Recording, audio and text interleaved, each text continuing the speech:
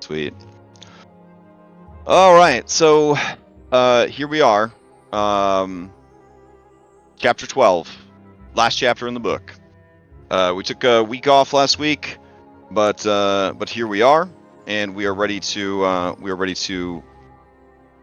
I don't know if we're ready, but we're going to begin chapter 12 and see where things go. You guys have had time to think and meet. You had lots of information to work with. You know that at the power and strength that your characters have, they will very much be capable of shaping the entire outcome of the future of this world. But before we get to that, we'll need a recap. And while the recap is happening, I will point out Lexeus22 gave you guys a fan inspiration. He's not even sure if you needed it anymore. LOL. But there you go. You got one. Yeah. Alright, so the fact inspiration question today is, have you felt the need to pretend that you don't need help? If so, why? Alright, so ruminate on that for the D20 factspiration. And then someone may, for a point of DM inspiration or a D20 factspiration, give me a recap of what happened last time. If you're interested in giving that recap, throw a D20 into chat. Otherwise, I will try my best to do it, and then I will just award said thing to, I don't know, some random NPC. No one of any importance. Fanspobot, I admire the courage, Fanspobot. I don't know if you are really the one to do this. Well, we'll give it a shot. That was Scarlet. Yeah. Okay. If anyone else wants to do right. it, though, I literally got a 1, so you can. All right. Going once. Going twice. Huge responsibility. Passed to Hypatia. Some might say, as always. All right. Also, before you begin, look at your sexy icons now that are little circles around your miniatures. Ooh, baby, does that look nice? I'm very happy about that. That's a nice mod right there. It is. All right. Anyways, let's get back to work. All right, give us the recap. Okay, so last time on Odyssey of the Dragonlords, we started in the middle of our fight with the Furies. Both Megara and Tisphone had already dropped, but sadly Phil had also died as well. So as we started our fight against Electo, the last remaining Fury, who was at this point beyond reason, angry that she had lost her sisters and was forced to this course of action. As Phil's spark was about to dissipate, I grabbed it and destroyed it, and using its abilities, both tied Phil's spirit to his mortal body, saving his life and granting us kind of the last benefits of the Spark of Valor, so that we were able to ultimately defeat Electo. It was very sad, but we did do so. And as we defeated her, we took a rest, and then we went back to the world to see what happened. We started out at Thylea's Heart Tree because that is where we had our gate that would take us. It seemed to be that no lasting damage was done from the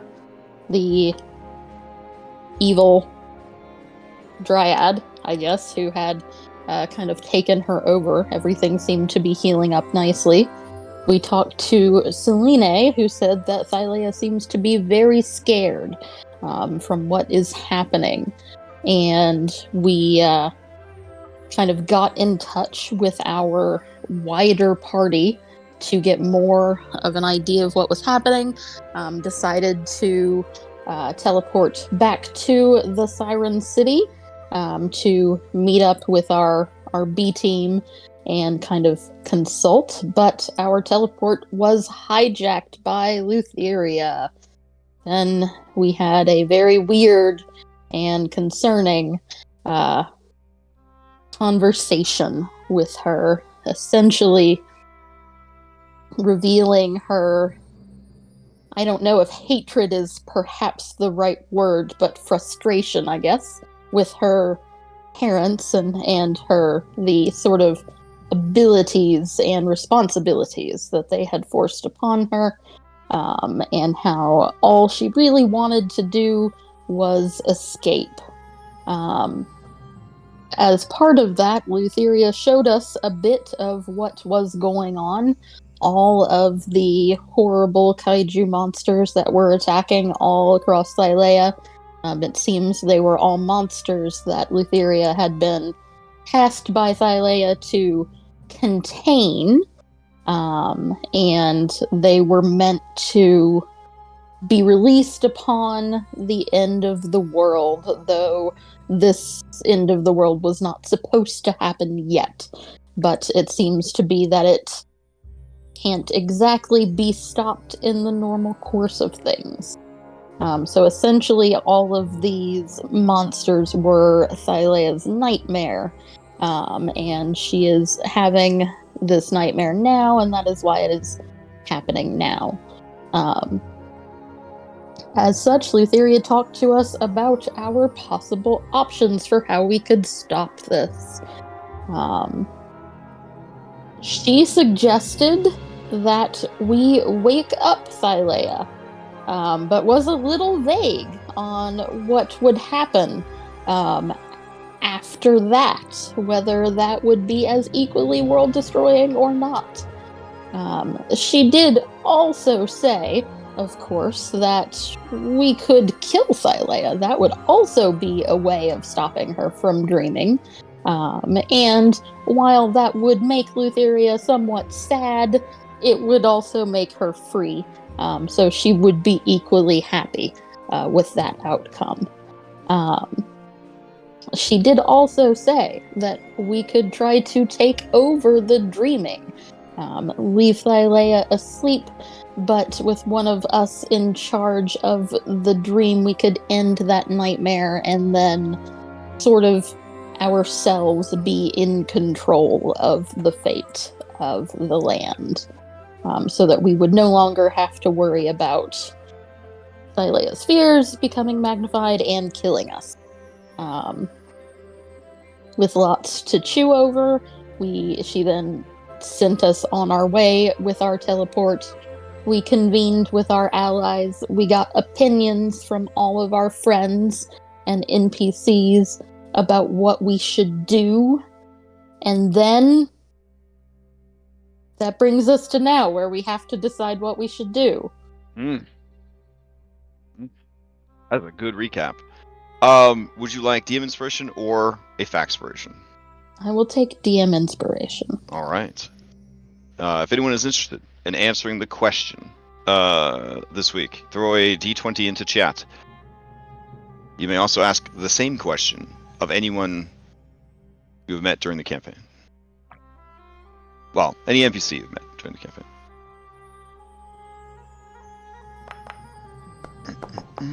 Oh, dang. We're set.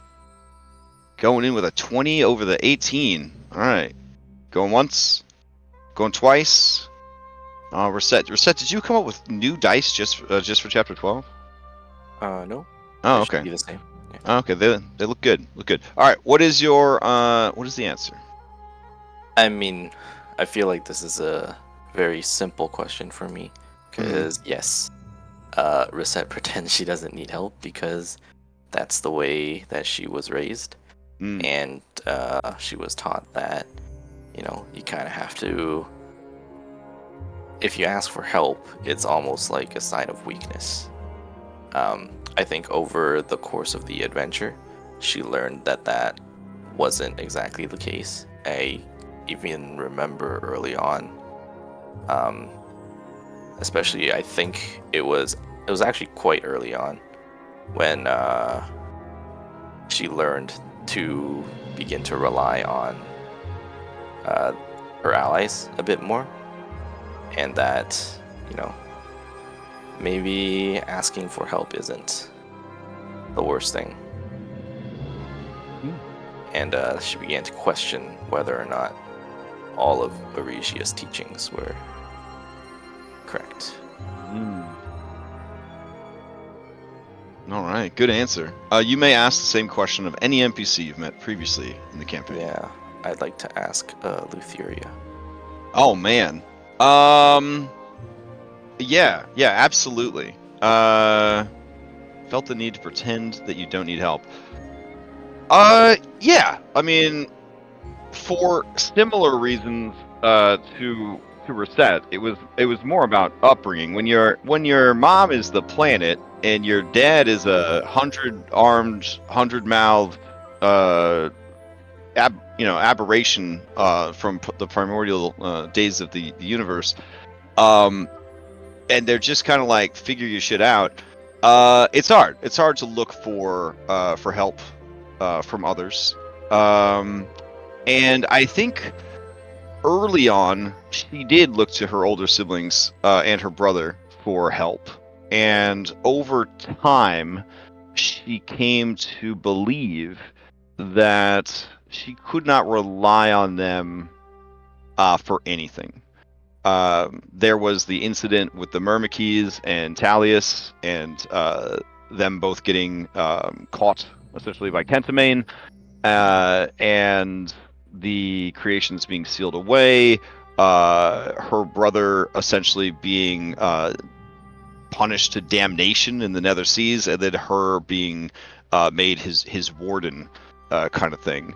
And possibly at that point she started to realize that she needed to just take care of things herself. And maybe it was the madness setting in, maybe it was just her nature. But from that point on, she tried to stop asking for help or putting herself in a position where she would be indebted to people that she received help from. Because, in this campaign setting, there's a lot of oaths and promises and things like that. Obviously, she still needs help. Everybody needs help. But yeah, that's kind of the roundabout answer to that question. All right. So, with those questions answered, I will assume the role of every character and thing in the entire multiverse except for your 5 characters, and let you guys direct where things are headed and answer whatever questions you might have. Let me swap out the music real quick.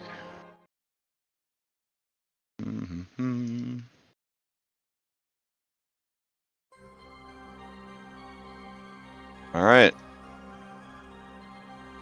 So, we left off with you guys deciding what to do. You have heard that the lost gods, the 8 lost gods, are more than likely hanging out on this new Olympus, this little floating continent fortress that appeared in the last couple of days. They are not out and about right now fighting kaijus, and that may be concerning, because kaijus are out, and the only people that are currently fighting them are Kentimane, beating up Typhon, and then you have your different B-team allies who want to go and fight these different creatures. They attended your Zoom call, your sending Zoom call, as it were, but unless you direct them otherwise, they are going to do what they believe is right, or what they believe is in the best interest of their people, their homelands, that sort of thing. So, very much so, the world is malleable to your decisions and directions, but if given none, they will all do what they think is right. So, what will you do here in Wave 1? I had a quick question. Sure. Could we Because we know certain people are already fighting certain things right now. Mhm. Can we get those tokens on the map so we know who's already where? Yeah, of course. So, all right. So Acastus and Valis are, of course, going to do whatever they can to defend the city of Mitros.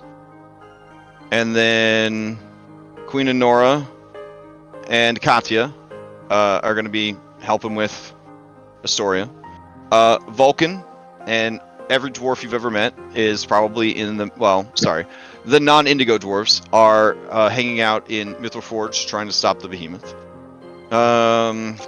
Let's see. Phil's bro would probably be helping Hexia. Hexia over here. And then Pythor said he was going there. So. Yep. Yeah. Let's grab... Oh, that's right. I'm still getting used to my new hotkeys. In Foundry 10, I can't use Alt anymore for my hotkeys because it does a select all on every token on the scene.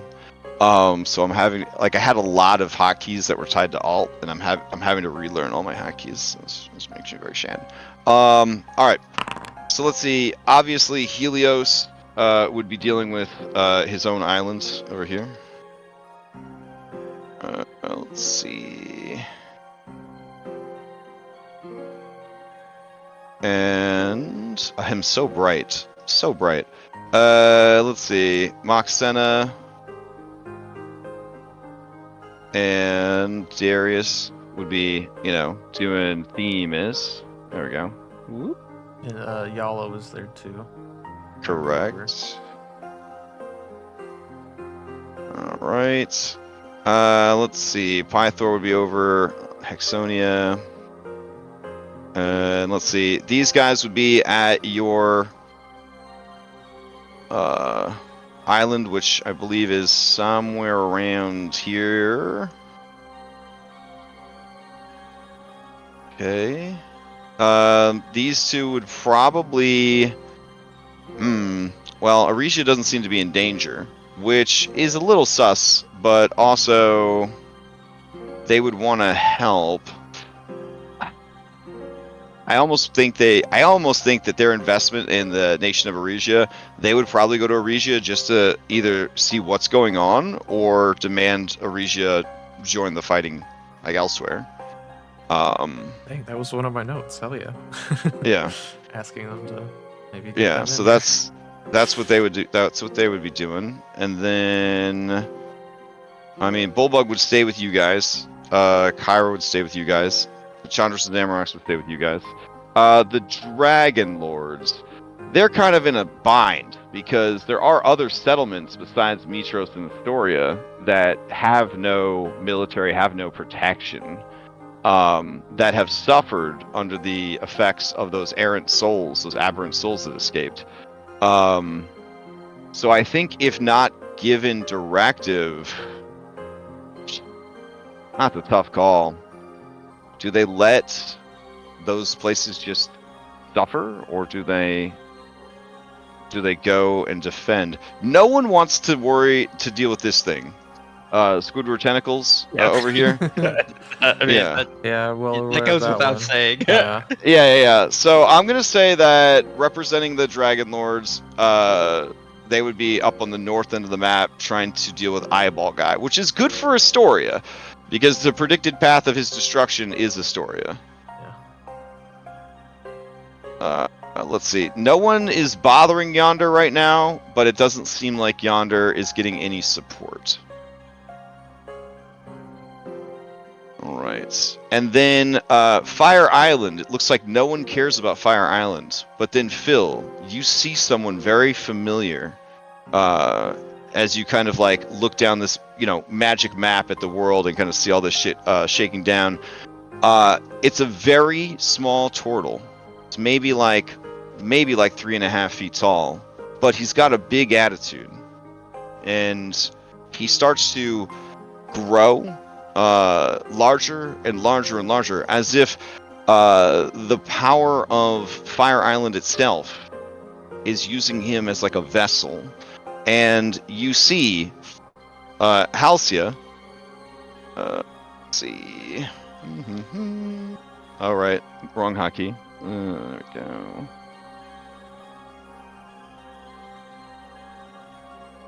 You see Halcyon is there as well. I guess this would be like, I don't know. This is theater of the mind, big time in the game.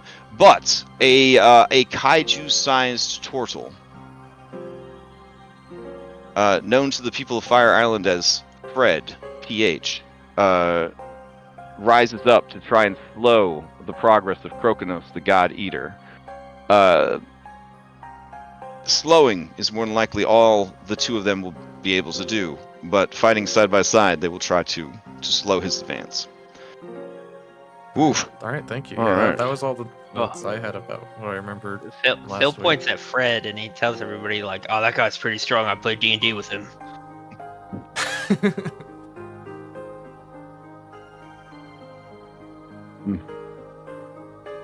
All right. So that is the current situation of things, as it were. There is no sign of Astraeus, the god of the dead. More than likely, the dead queue is getting pretty big with all these kaiju. But his wife, Selene, would be at the Golden Heart. More than likely trying to comfort and calm the goddess and set up defenses against possible attacks against her.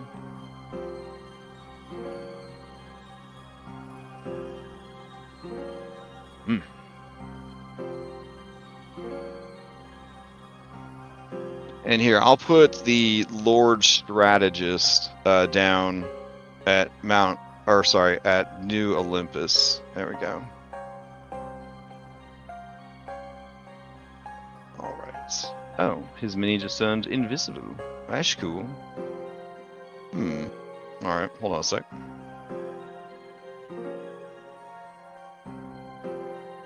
Alright, there we go. Alright.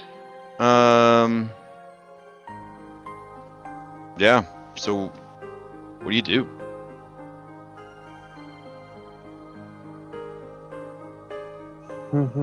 So, any new ideas, or we're going with one of the three?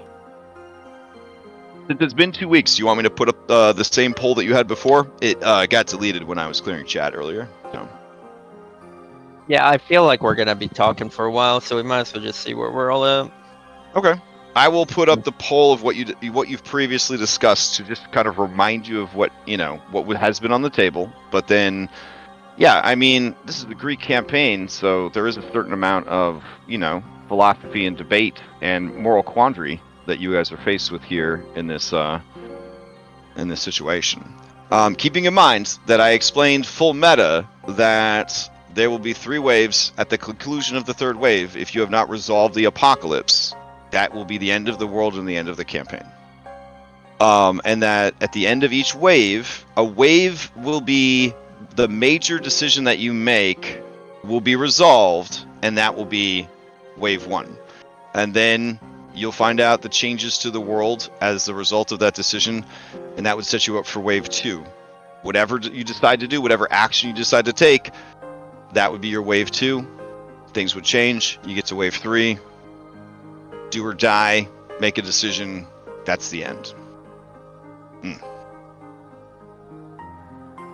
Oof. That's hard feeling. All right.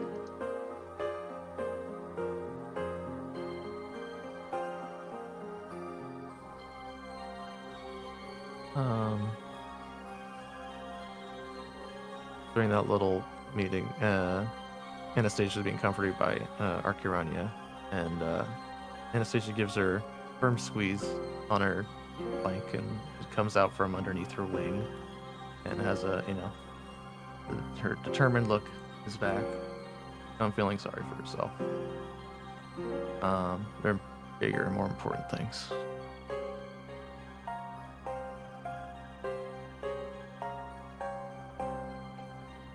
It's our job to protect this world now. It's on us. like it always was. Reset, do you still have the whip? Yeah, Electo I've got one, and Bill has one as well. Don't we only have the two? Yeah, because Megara got disintegrated. Oh, with everything? Oh, okay. Mm-hmm. Shoot. Yeah. Never mind. If you hold on. I was thinking I could make use of it too.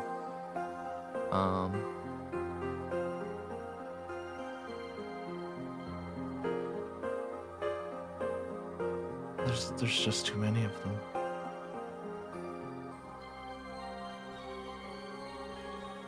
We should do what saves most lives.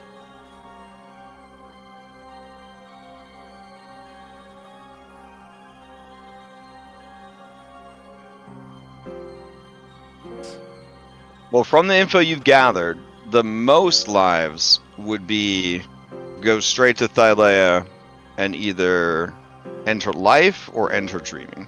That would be the most immediate solution.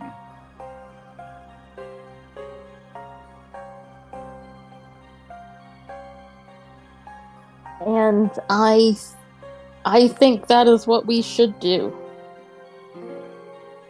I think that's what we're leaning towards, unless there's any other I disagree. ideas that came up. I don't think we should kill her. Wake her, maybe. I don't see the point in killing her. It just seems wrong.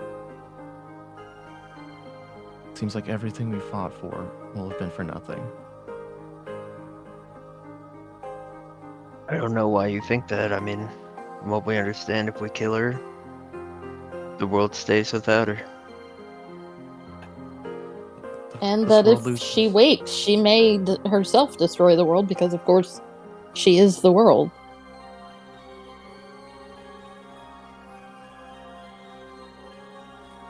But I mean, if you got other ideas, let's hear 'em. I think we should confront Thylea. It's her fault this whole thing started. But how would that save? She has The the world. power. She put these monsters back before. She can do it again. Isn't that just sealing them away to be dealt with later then? Yeah, but our problem is that they came out too soon. I think eventually this is gonna happen. There's no stopping It doesn't, but it doesn't have to happen.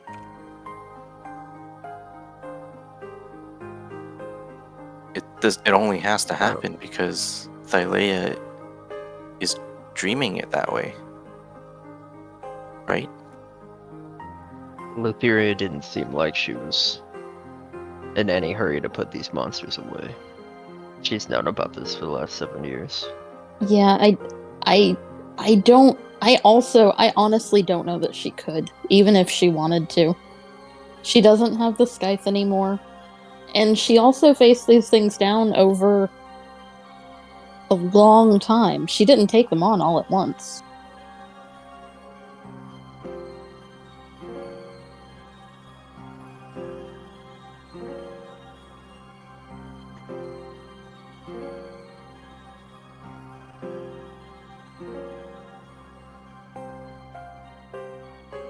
I will say that I won't kill Selene.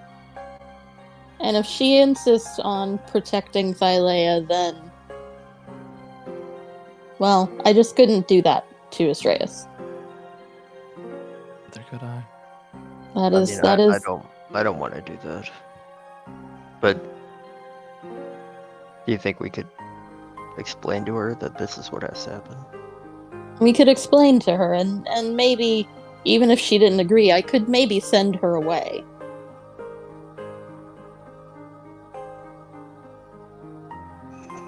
You know, I love how we have the option of possibly talking to her and you won't even consider it. You're so obsessed with killing her because that's always been your goal for the past... ever since that became an option. Since losing your father, you've deemed that she must die. When we presented with a different option.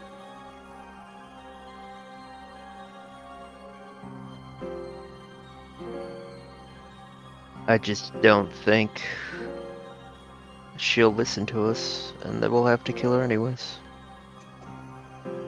Well, then you don't think we should try first? Then if it doesn't work? But what if we I mean- wake her and the world disappears? Now, keep in mind, you guys don't know how to wake her. Yeah, we have no Lu- idea. Yeah, Lutheria said if you are willing to wake her, she will assist you in doing that because she Yeah. is still the goddess of dreams. Yeah, so Yeah. we definitely need her to make like Yeah, a dream we- bridge or something to do that. And she's the one that brought these nightmares here. Yes, because she was left all alone with no help to defend the world. She was the guardian. No, I meant Thylea is the reason they're here. Well, I mean, that's like blaming a child for having nightmares, you know? Like, The reason Thylea is here is because she was abused by Kronos. She fled, found a safe place, and started to dream. She entrusted her children to protect her. Yeah, but I thought It was the too much. suicide was always the plan. oh, Am I Phil, wrong? Phil, you are remembering the conversation with Lutheria correctly. That Lutheria said, nothing truly wants to live forever. Even her mother foresaw an end of all things. And so the directive was to take these nightmares and basically just put them, as she kept saying, at the back of the book.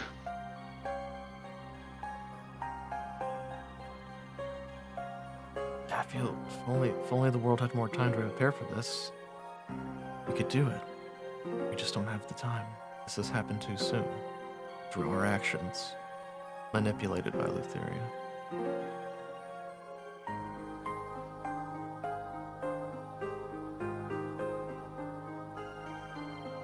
You're right, Hypatia, though. She probably could not stop all of this at once. But I do believe that she has the power. And if she won't help And us, what if she won't help? then we take it.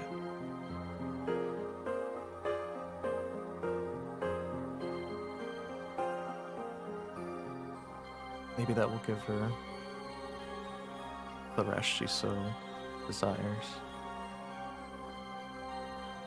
Or, Hypatia, you're smart. If we could figure out a way to... All Lutheria wants is to leave, to be done with all of this. If we could find a way to separate her... I believe she's bound to Thylea. If we can find a way to separate her, then she can leave. She can give us the power to stop this. But I trust you. Whatever we mean- decide, I'm with you. It sounds like that would be us taking control of the dream. I mean, that would be how we do all of that. The easiest and most direct way.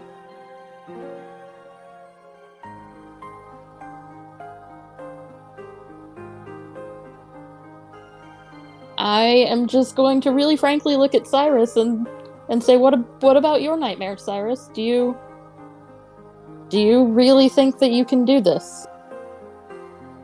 Or will we have to contend with your nightmares after that?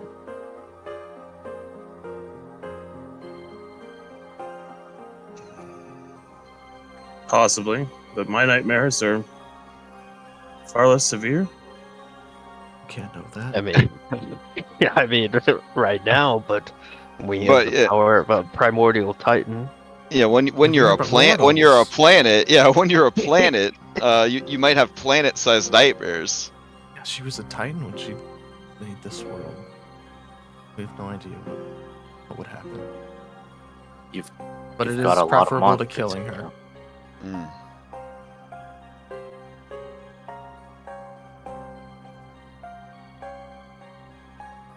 I just Mm. fear if we go and talk to Lutheria, we'll be wasting precious time.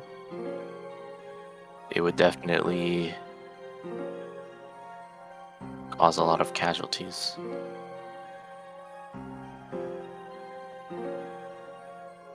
Wait, talking to Lutheria would cause casualties? Yeah, 'cause Well, that would be yeah, our wave 1 wave- decision, yeah. basically. So Chandras kind of clears his throat and he says, and that's exactly how she would like to operate. She gave you an easy solution. And the solution that she doesn't want would cost you dearly.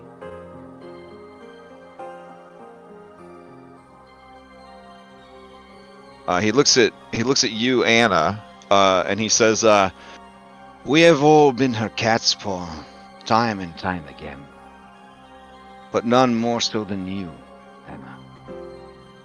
I understand how you feel. I've been used by her before. It is likely that recognizing all of you as anomalies of fate, she saw her chance to cheat. Something that, despite her tricks and her treachery and her deceptions, she's never truly been able to do. For Thylea is a being who believes in rules and order. You must imagine her joy at discovering you. This capricious and dangerous creature who has spent her existence bound by laws. She had no power to overcome. Yet here we are. You have destroyed those powerful enough to enforce the rules upon her.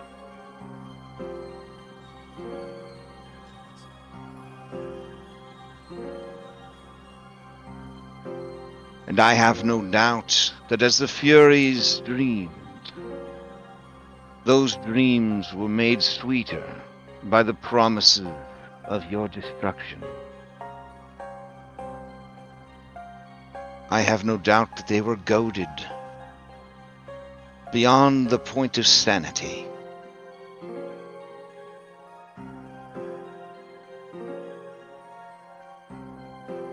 But there was never any question about Lutheria's treachery or her evil. And now, I dare say it's a moot point.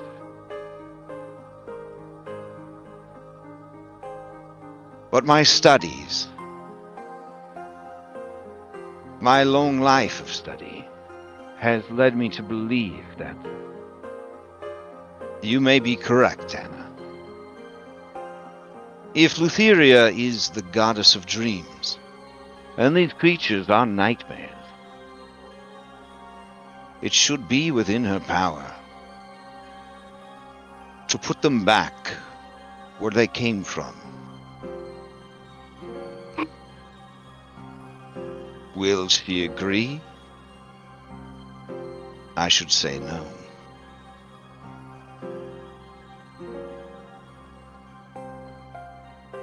And if this being was strong enough to overpower each and every one of these horrors, then she would be a foe worthy enough to challenge you great heroes.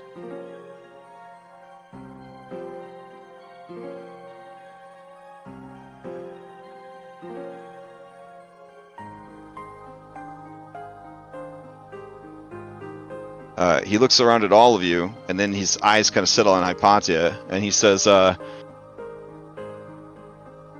think you know the answer to the question you asked Cyrus.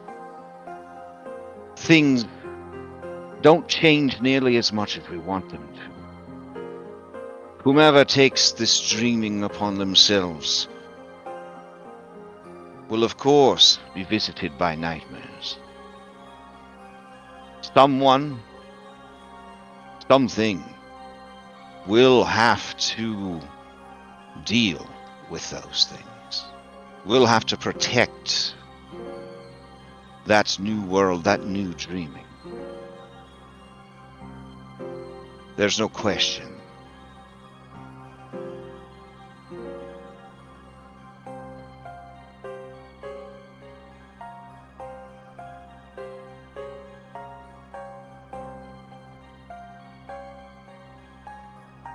And then he just kind of looks, he looks really thoughtful and says, I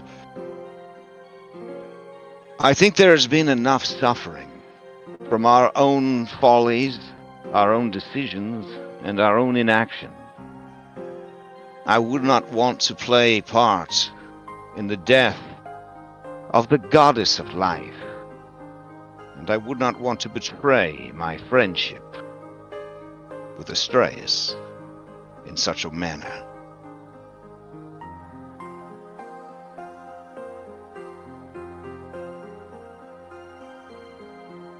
But I will support whatever decision Hypatia chooses to make.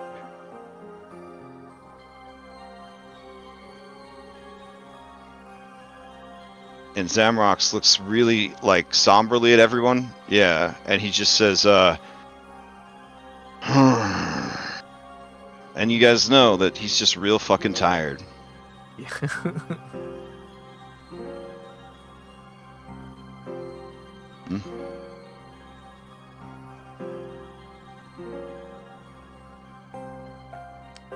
I believe there's some part of Thylea that must still care for her mother, vice versa. I believe that is how we could convince her, should we choose to follow that path.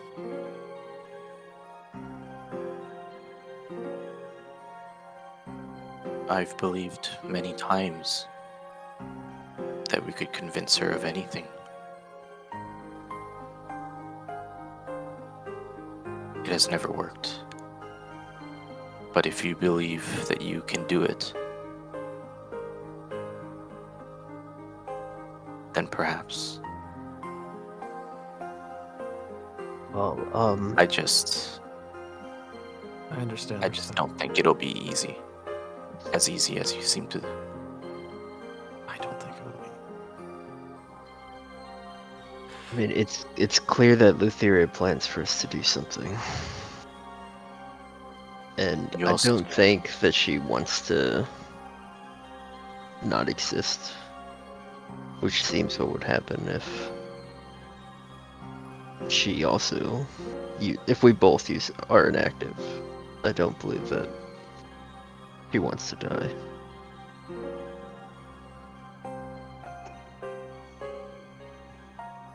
So I have an idea. And it's something Cyrus does not relish the idea of it, but he sees it possibly being a necessity hearing the words that have been said. If he's going to take on this dreaming, he's going to need... I think Thylea itself needs a new Warden of Dreams. Well, I think This all seems to be leading to, even if somebody gains over the dreaming, she's still going to mess with it because she can. what? Even if she's granted freedom. I think she just wants to leave. I think she'll leave. I mean, I think if we told her that she needs to give over everything she's got and she can go, she'd go. Yeah. But she's Well, I probably know- bound here. I could try to contact Astraeus to get in contact with somebody else who might make a good Warden of Dreams if I'm going to be the Dreamer. Burden shouldn't just fall to one. We almost agree. There isn't anyone left. Somebody who's already passed. Bulbug raises his hand. Oh. Yes, Bobo. Well, I'm just trying my best to keep up here, but there's eight other gods. And you guys seem like you were friends. Maybe you could just ask them, like, to help carry the burden. Because it seems like the burden is what everyone keeps talking about. Even Kyra and everyone talked about being God was a burden, and Lutheria kept saying the burden. She needs to set down the burden. But there's a saying that many hands lighten the load. You know? You're right. They wish to stay here. They came here with the promise of paradise. Now it is falling apart. They wish to stay here. They must defend this place. Take over.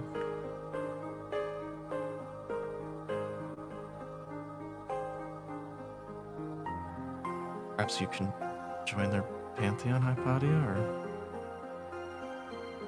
ensure this? Miss Bullbug, were you suggesting that they share the dream? Well, I don't know. If you could do that.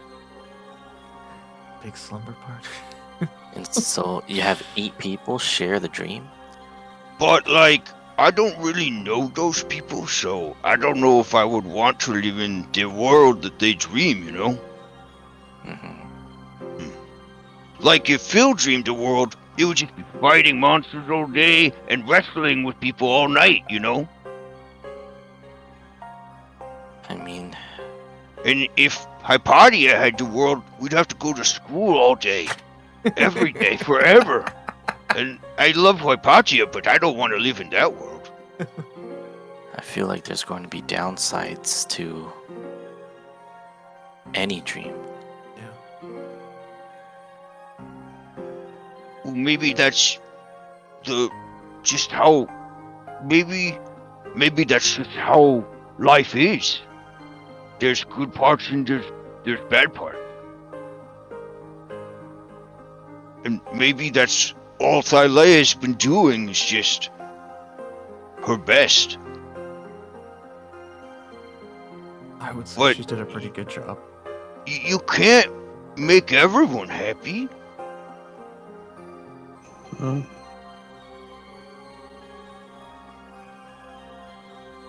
Well, another option would be, I don't know how we would do it,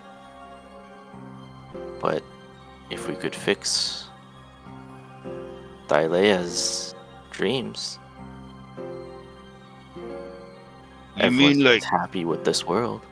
You mean like we just take over being... No, Wait, like take over Lutheria's job?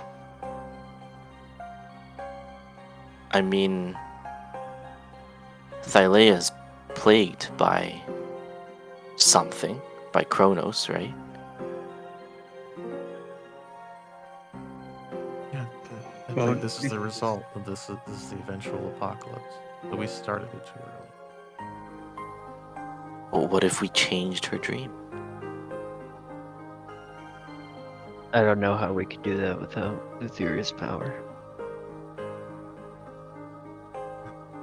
That's similar to waking. I don't know how we do that without her help to awake her or change her dream. Archirania says, I don't want to... I can't believe I'm saying this, but... listening to you guys and listening to what Chandra said about things never change as much as we want it to. This just feels like the 5 gods all over again. If we... And she looks really like ashamed and like she's gonna fucking throw up everywhere, but she says, if we killed her, if we ended this, all of this, no one would have to do anything.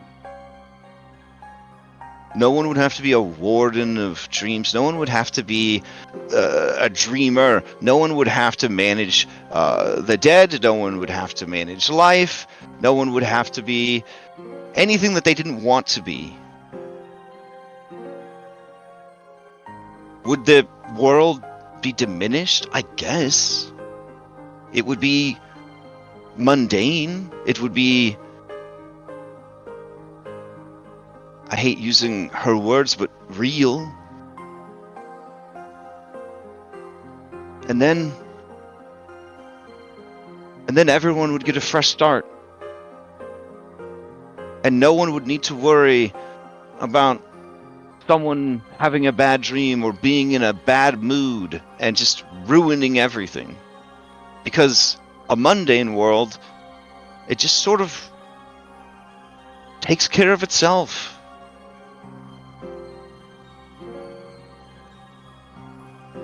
And the people that want to control it, they have to go into the world, out into the world, and do things, fight for things.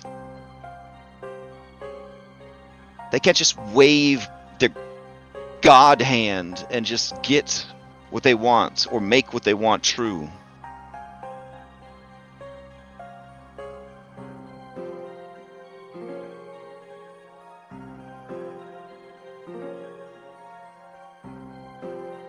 But I'm so worried about all the people that might die when she does. All the creatures that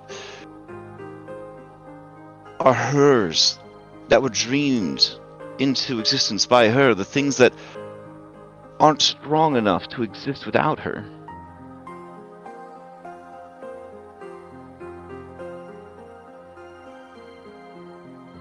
I hate being in this position. I don't want to have to choose. I don't want any of you to have to choose.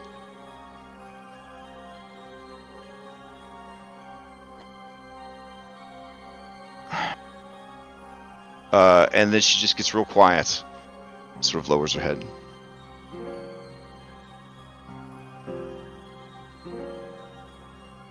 Well, what if we don't choose? What if we put our pieces where we want them to be, and then we can see what happens? We can go to Thylea. We can bring Lutheria to Thylea. What we tell her doesn't matter. But once we're there, we can try confronting her in front of her mother. And then we'll see what she does. Perhaps we'll need to fight Lutheria. Perhaps we'll need to fight Thylea. Perhaps something else will happen. But we'll have put all the ingredients where they need to be. And then we can just do what needs to be done as it happens.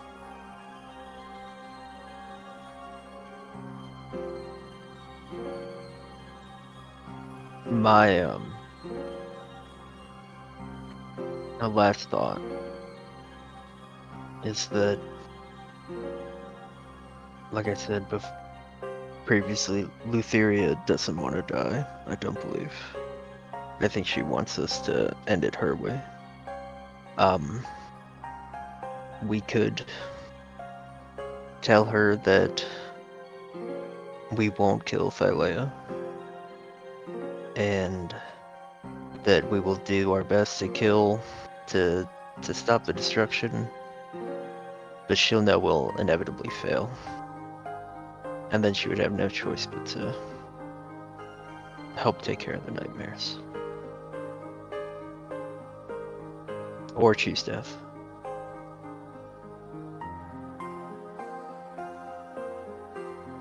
I mean, she could wake Thylea without our permission. Do we think? Without our help? Is that possible? I mean, I think she would have done that if that's what she... I don't think waking Thylea gets her where she wants to be. I think she could have always done that. Hypatia, you see that Chandris looks troubled and deep in thought, but does not seem to be volunteering any information. When we spoke, it seemed as though waking her was what she wanted us to do. But I think that's only if we take over... If we set her free afterwards. I think if she wakes her on her own, that she won't be set free, and she'll be pushed into the same cycle. And I think that's why she hasn't woken her. I think, Yeah, Possible. if she's we afraid. wake her without anyone taking up the mantle, then everything is just unmade, right? Everything that was a part So of the dream, yeah. Yeah, Until so she sleeps again. she'd probably be. It probably won't help Lutheria. Like it would probably make it so that she can't escape ever. It could be one of the situations where there must always be a dreamer, whether we kill it or take it willingly. So whoever kills her becomes the next dreamer, regardless. Well, the general, like from what you've been told, whether or not you can believe this information, but from what you've been told, filtered through like Chandris and Hypatia's knowledge and studies, is that if she is just straight up killed, the world will cease to be a demi-plane and will just sort of like poof into the prime material. The parts of the world that can sort of survive without her, but it would become a land essentially without innate magic, without anything remarkable, essentially. But that in time, as it starts to sort of grow into the prime material world, and the weave of magic starts to thread itself through the land and the seas and the skies, magic could return over time. If she is woken up essentially abruptly, right, with no one to take over the dreaming would end completely, and then whatever is too dependent on the dreaming to exist, so probably fey creatures and things like that, they would probably just cease to exist, and then everything else would be tossed into the Nyx, aka the ethereal sea, to wash up on the shores wherever, or be eaten by predators that live in the Nyx. The reason that death would result in land masses is because when gods die, they do leave behind remains. And normally those remains are put into the astral plane, but they could, and sometimes do, become prime material, land masses, worlds, that sort of thing. Now, if the dream was transferred before she woke up, then she could continue to sleep, she could wake up, whatever, and then the new person would essentially need to spend the rest of eternity, or as long as you wanted the world to exist, asleep. They would have no life, no freedom, nothing. Like, theirs would be essentially an eternity of slumber. Their will, their life force, being essentially the battery for the world to continue as it does.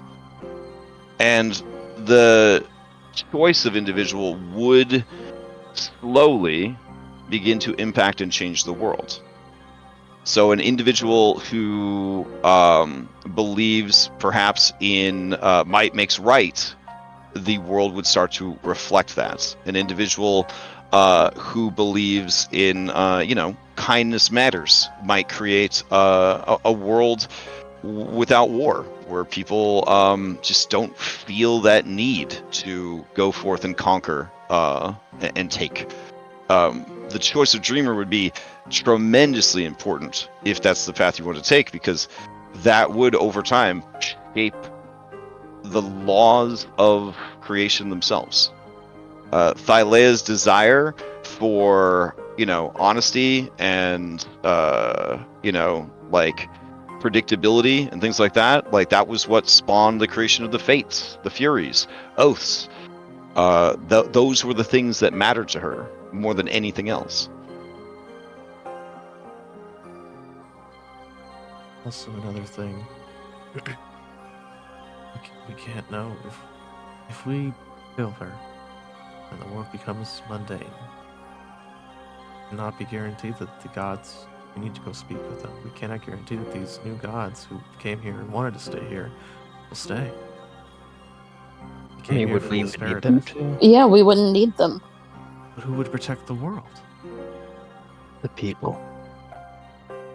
Yeah.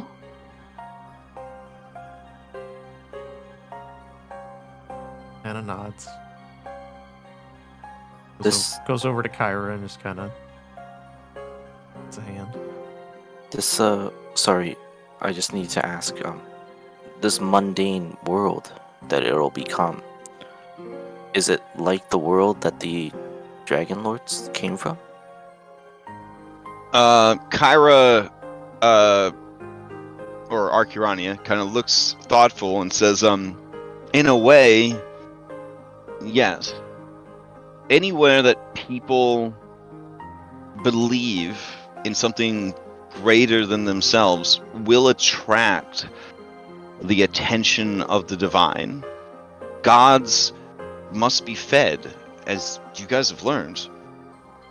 And they're always hungry, and they're always looking.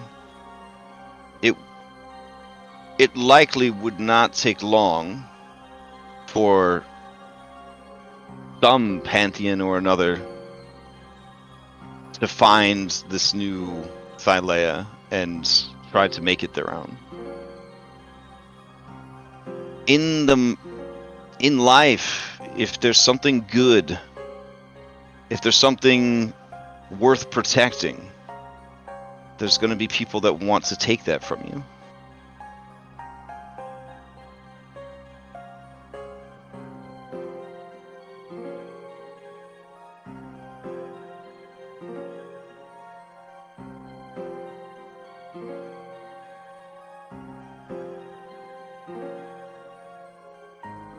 Bullbug raises his hand again. Yes. What if the 8 gods don't... What if they don't want what we want? Would they try to stop us? Almost certainly. That's what I'm worried about. That's why they're not here.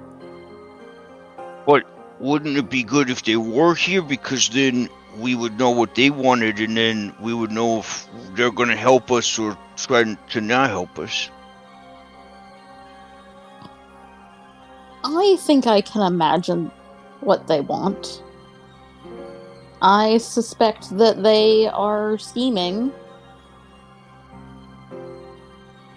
If I believe that they would try to take over the dreaming, it's possible that they might wish to kill Thylea, but I think that would not be what they want. I think that world would not be the paradise they want anymore. I think that they know what we know, and I think that is likely what they're trying to do. If As we you want to do, yeah. Oh, yeah. As you say that, Chandra's nods and says, yes, well, what you say is true. It occurs to me. If you were an ancient being, and you had a very important plan, you wouldn't have everything resting on one group of heroes. I am of the belief that the same offer that was made to you may have been made to the 8 gods. That would Why not surprise me at all. wouldn't she? Yeah, why wouldn't she want to have some redundancy?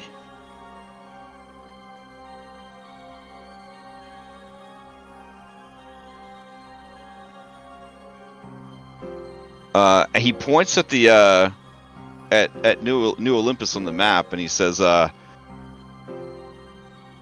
"It just feels like the cost is so heavy. But if we call upon them, if we go to meet with them, what are the consequences of that decision as the world burns around us? Yeah. But to speak with them and to know more, I don't know. I'm starting to think that more information might be worth the sacrifice. This is a big decision to make without all the information.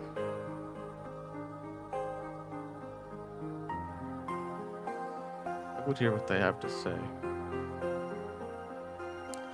I believe they will help us. I have to. I do not believe they will help us. I think They they are might help absolutely us out if for themselves. yes, but I think they might help us if we want the same things, but Well, I yes, don't think but we know what we want. And I fear just going to talk with them is just gonna muddle that up. I feel nearly certain that we will not want what they want. I think that they want control, and I don't think that we will want them to have it.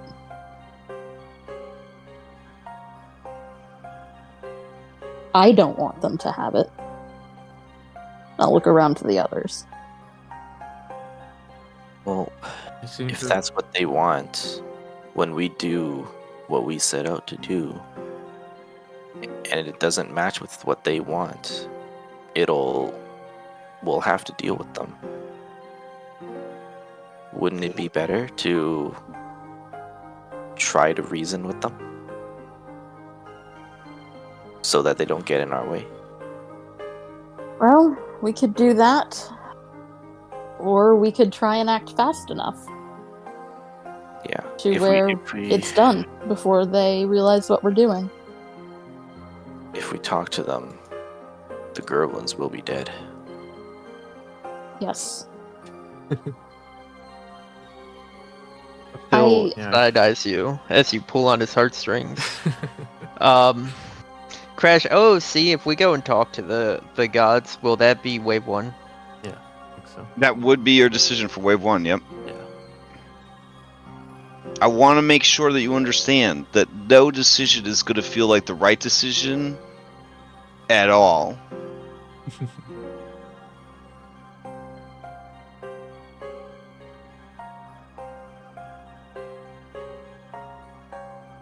I mean, that's how it feels. Yeah. Well, because honestly, there's just too many things happening at once for there to be a right decision, and there's too many different outcomes.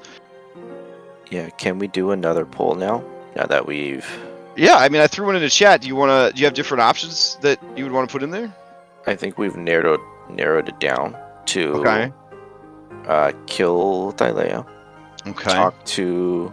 like, this is wave 1 decision, right? Talk to new gods. Talk to Lutheria, right? Try to convince Take Lutheria Lutheria to Thylea. Yeah, take Lutheria to Thylea.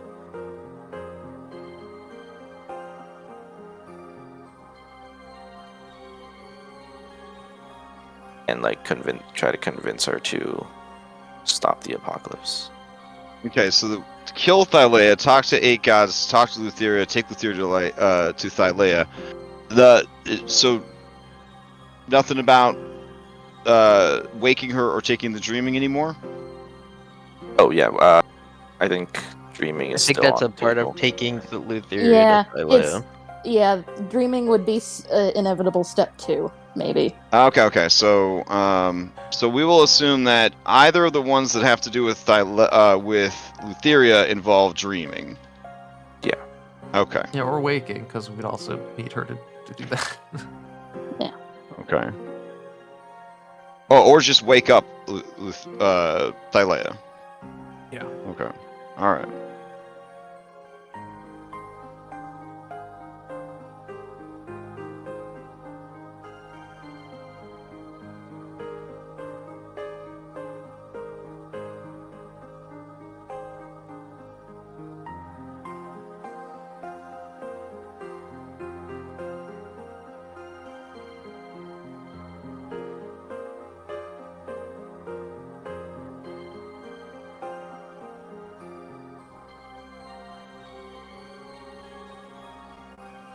So I'm gonna just say, with the whole talk to, like, spending wave 1 talk to the 8 gods, like, Phil doesn't want. I mean, obviously, no one wants Wave 1 to end, but like Phil is like super nervous about Wave 1 because like a lot of his family Yeah. is like already in the fight. Yeah. So that's like heavily impacting his decision. Like That's fair. he wants action or he wants to go fight with them. Yeah, like Anna's gonna be in a similar position. I mean, she's already in a position now. Everything she loves and Yeah, cares about no, is in I- trouble. I- But it's about to. That guy's gonna go to the city next, so I'm gonna have to go deal with that. If we can't get a better solution before then. Between two Like and I just three, don't know. see like talking to the gods as like Yeah, the actually right gaining choice. us anything. I mean, it I could don't- gain us stuff later, but I feel like it's a big sacrifice. Like, Yeah, and I also feel like it's a gamble. yeah, And I agree. Yeah, I mean, talking with the theory is also just a gamble, for sure. Because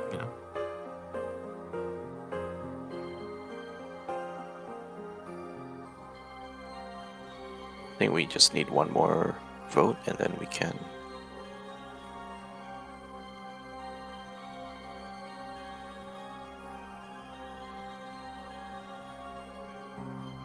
it's not me. You know what? Last one.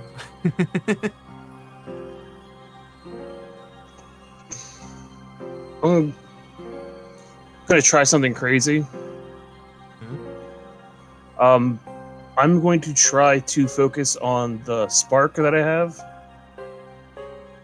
To try to see if I can communicate to Thylea. Or at Oh. least hear her voice. Okay. It's something we haven't tried yet, and Go for it. Okay. It's the time. All right. So, as you kind of dig deep into this newly acquired power that you have, which is to say that the spark taken from one of the Furies. and I'll even try to use Kentimane's hammer as kind of a grounding rod to further the Right. connection. You feel that you are too inexperienced with whatever powers this might have to do something from where you are. If you wanted to speak with her, your best bet would be to go to the heart tree.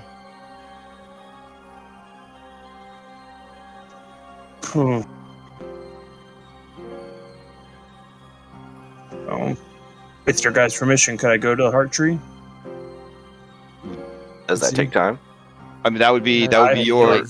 that would be your wave one decision. I will put this out there. If you guys did want to split up for wave one because you cannot come to an agreement on what to do, that is fine. But I will tell you that every fight is tuned to challenge each you guys as a group, so that if any one of you were to go off, even with a team of NPCs, you would be hard pressed to survive any of the chapter 12 encounters alone. There are of course exceptions in Pokemon matchups where for example, you guys saw Cyrus go up against the Huntress. So there are, or the Great Hunter. So there are combos that could be achieved if you put your pieces in the right place on the board, but you don't really have the information or the time to research the information of which fights would be the best fights. But if there's something like in this case, Cyrus feels that they have to go speak with her, and Phil says, well, if you're not going to go kill Thylea, I have to go to Astoria and protect it. I understand the motivation of those choices.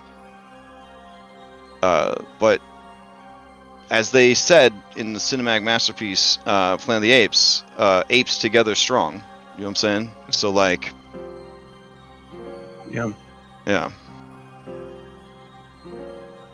I mean, I think that we go to the heart tree, we bring Lutheria there, and then we talk to her. She either does what we want, or we have to fight her, or she does something unexpected. And wakes up Thylea.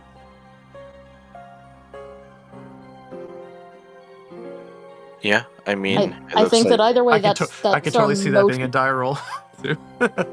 I could see that being our most direct action at this point. Or 8 gods more information, but I want to talk to Lutheria or the 8 gods. That's where I'm at. Well, yeah, it looks like the votes are in favor of taking. Votes are all right. So, do you pull out your unlimited sending goddess of wisdom and try to contact her? Yes. Okay. I'm gonna say we've made a decision. Meet us at the heart tree. Ooh. Oh, okay. She says, the heart tree is not how we access her dreams. I have everything prepared and ready. If you'd like to discuss the details, come to me.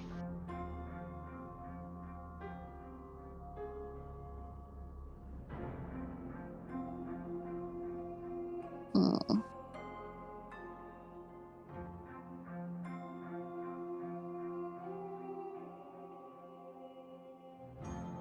And then, because you're gods and you have unlimited sending, she says, she says, question mark, if, question mark. yeah, she says, you if you seek my mother's death, I need only know, and I will give you my reluctant support. That is the only reason to travel to the heart tree. Her dreams are powerful. I have had to labor hard for a very long time to find a way inside. Even now I labor still on the ritual that will open them.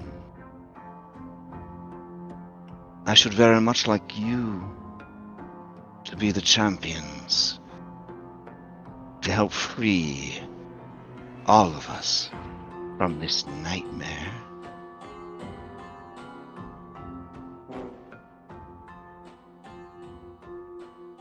I'm a lever on red.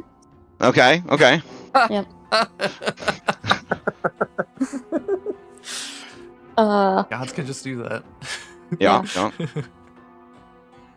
And I will communicate to the others grumpily that it seems that entering the dreaming she has set up at a different location. I dislike this. I don't know. Sounds that- like a that- trap. I distrust it. That's where she's at. I mean, correct me if I'm wrong, Crash, but the last time when she hijacked us from the teleport, were we in like a magic circle when we were next to her?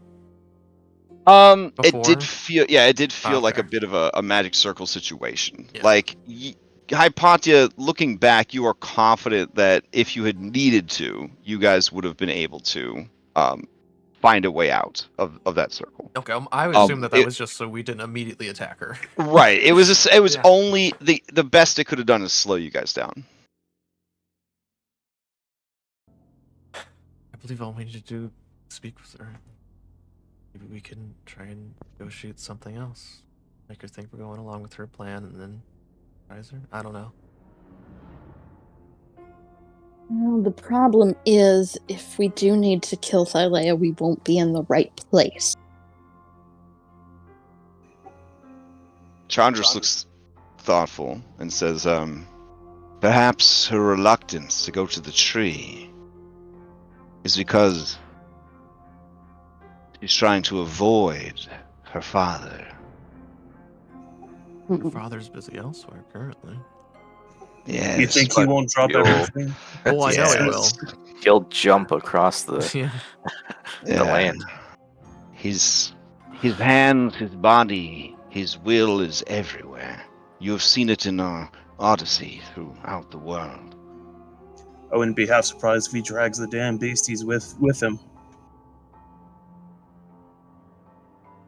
So it seems like if we go to Lutheria, killing becomes out of the question almost, because that'll become a wave 2 thing at that point. Yeah, our options will be less and less as we go on. Did you share word for word what was said with you, Hypatia, to the others? Or Yes. did you? Yes. Okay, got it. All right, cool. Mm. I mean, we could say that we can protect her while we discuss. I don't know. I mean, That seems it kinda almost weird. feels like she wants us to go to her now. She wants control of the situation. Yeah. She does. Yeah. Yes. If Are I we can okay with that? communicate, if I could communicate with Thylea at the tree, would we even need her? What are you going to ask, Thylea? I mean, it doesn't seem like the Furies were having a conversation with Thylea. It seemed like they just understood her will. Hypatia, you with your passive insight, keeping in mind that Lutheria is known by some as the Queen of Lies. Your sense is that whatever she's doing right now, she's pretty confident she'll do it with or without you. Yeah. No, definitely. Yeah.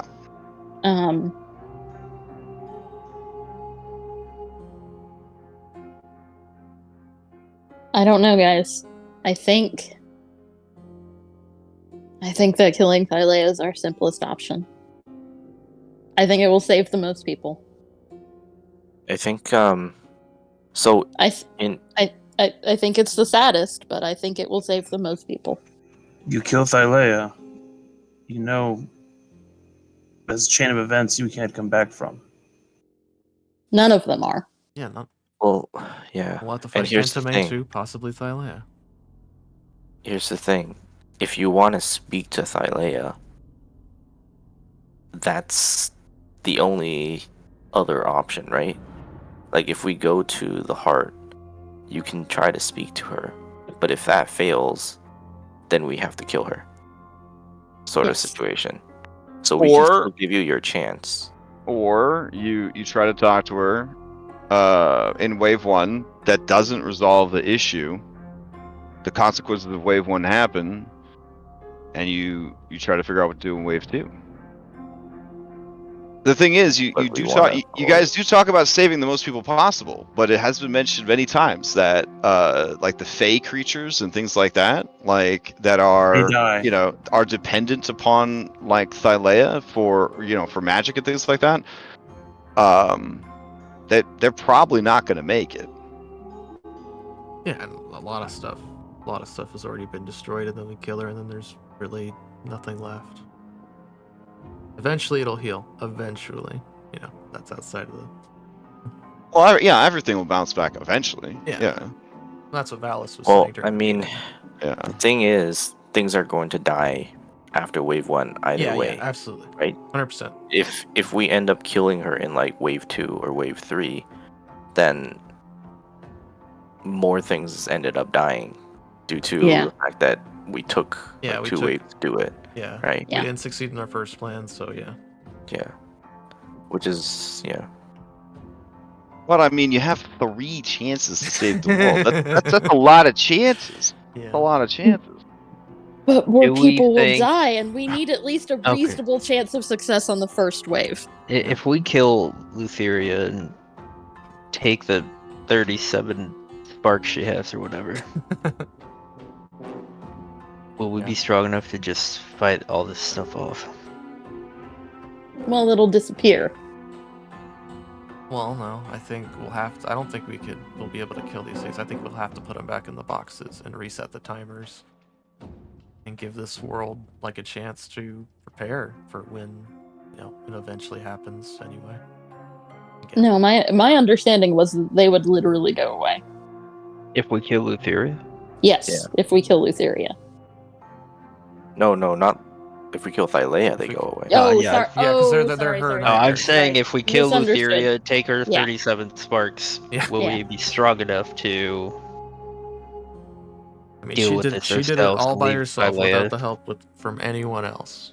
Not before wave 3.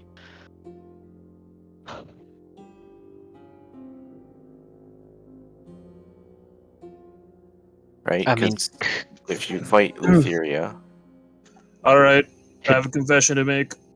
Okay. yeah. I've been praying to Astreus this whole time. Okay. He's aware of what we're doing. Yeah. You brought up a good point. Why haven't we talked to the Fates? The Fates aren't allowed to talk to us. They're the ones who literally weave her dreams into reality.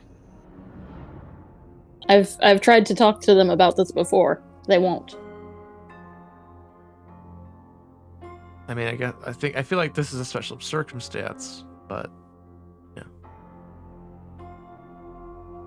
can we get him on the phone? Can we try? I mean, you could do a sending, but I will sending to the Lotus Witch then.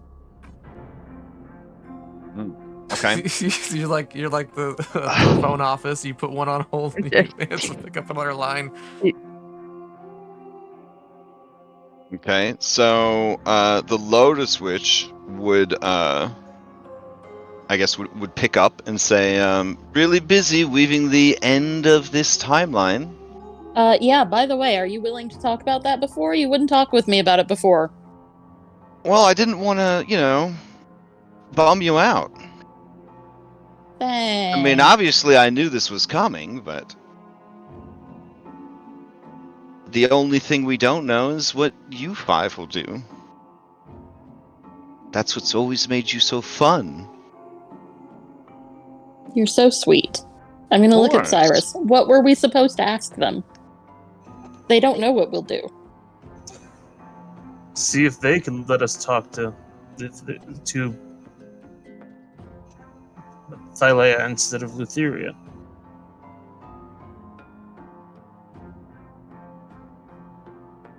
Or if there's a possible solution they have. Ask them if they could. Busy. Ask them if they could have the monsters all go to the same spot. That seems like a bad idea. Well, I had Well, I mean, I had a bunch of ideas for that, but that involved going to talk to the 8 gods first. But we'll get there when we get there. Yeah, so the reason that calling up Lucy on the phone, calling up Astreus on the phone, and talking to Lotus on the phone are not completely using up your wave 1 actions, which I will very soon hit a meta timer on your wave 1 decision. Because the world is literally burning as you guys are debating and discussing, is because they are willing to stop what they're doing long enough to provide you this information. The ones that would require your wave 1 attention, they're doing their own shit right now. They're not going to give up their shit so that you don't have to give up your shit. Does that make sense? Like, if you want them, Yeah. you go to them, essentially. But yeah, you could probably ask. You know what? Lotus would say, "I'm very busy, Hypatia, and I'm not trying to be rude. Why don't we do this the classic way? You may ask me questions 3, but it's got to be quick." Do you have you know the ideas that we've thought of? I'm sure. Do you have any other ideas? Well, I really don't know the ideas that you've had because you Okay, guys fine. exist outside of Fate. So I'm kind of busy again weaving the edge of the world here. So Yeah. Okay. So, what would happen if we killed Lutheria? Not Lutheria, Thylea. My God, I'm busy too. Ooh, okay, sure. I could give you a spoiler for that. Yeah. Most of the creatures dependent upon magic that aren't strong enough, which is to say, legendary or paragon class creatures, would be destroyed. The world would be cast adrift. Hopefully not in the astral sea, but probably in the astral sea. The people living upon it would not notice that they're in the astral sea.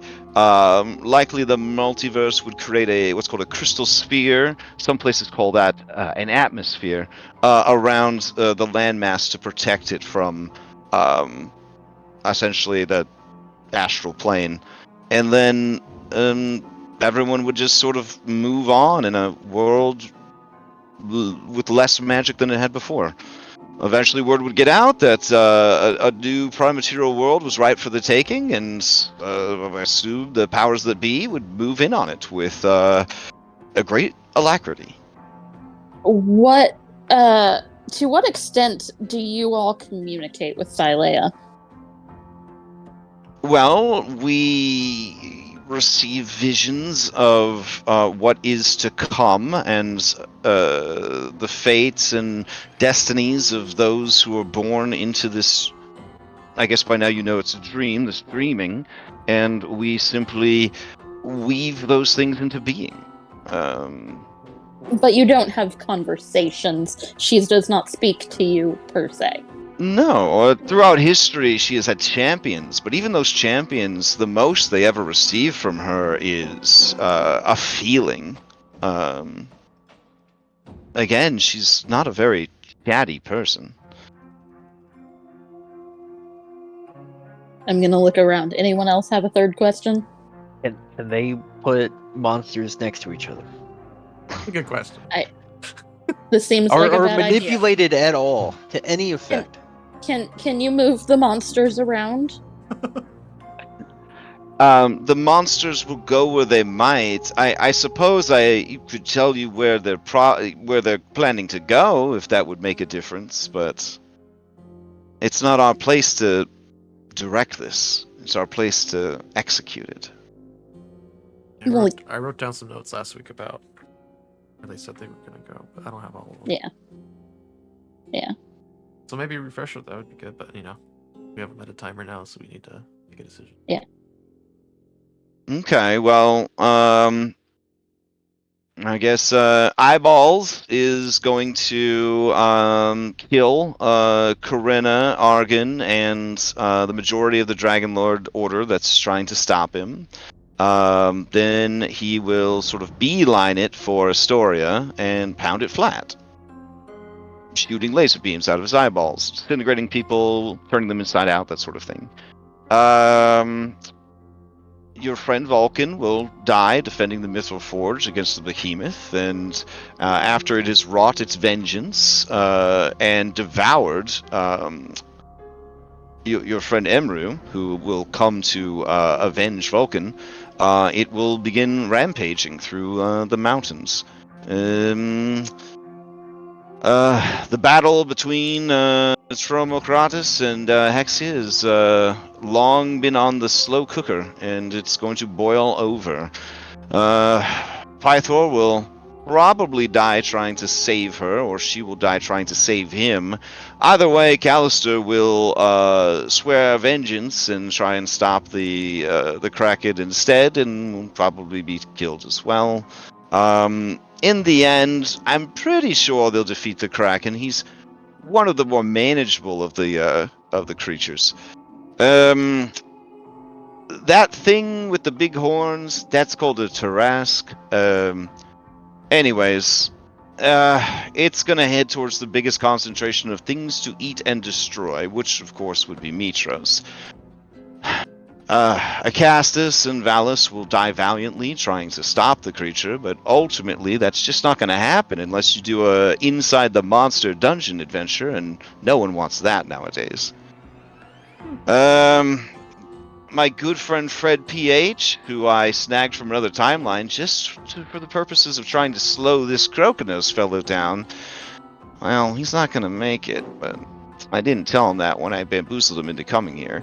Halcyon will put up a good fight to defend her mother, but ultimately Croconos will go for the biggest god he can eat, which is Thylea. Whoever tries to take on Thylea, Selene will summon forth the powers of life, animate the entire force to try to protect her, and ultimately die in the process because she's very new at this, and, well, this is a bit above her experience. Over there in Aresia, they're going to activate the city's defenses, and the city of Aresia is going to turn into a giant robot, sorry for the spoilers, and try to join the battle, but it may come a bit too late.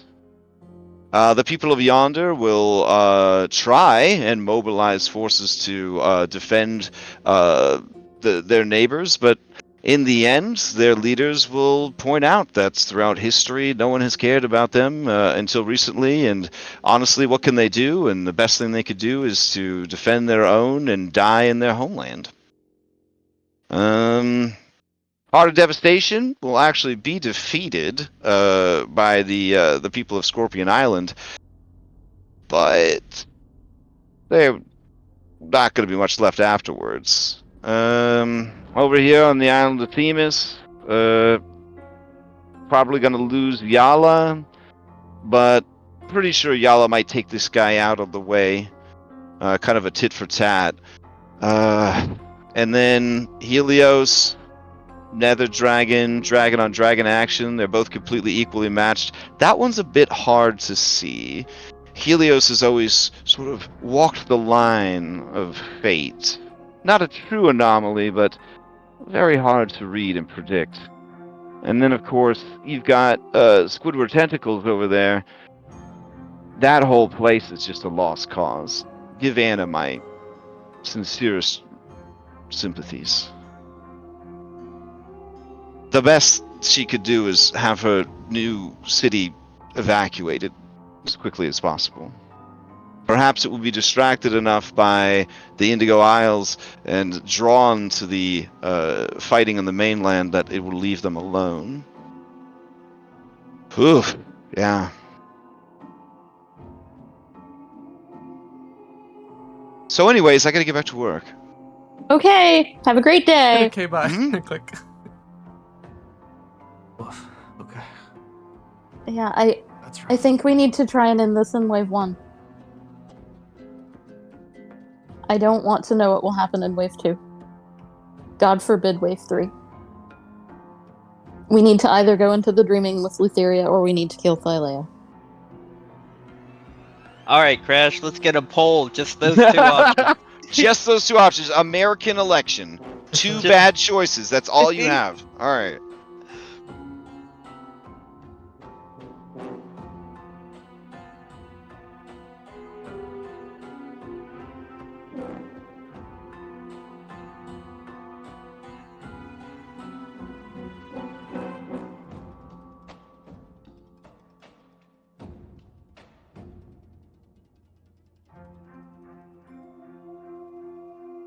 American election.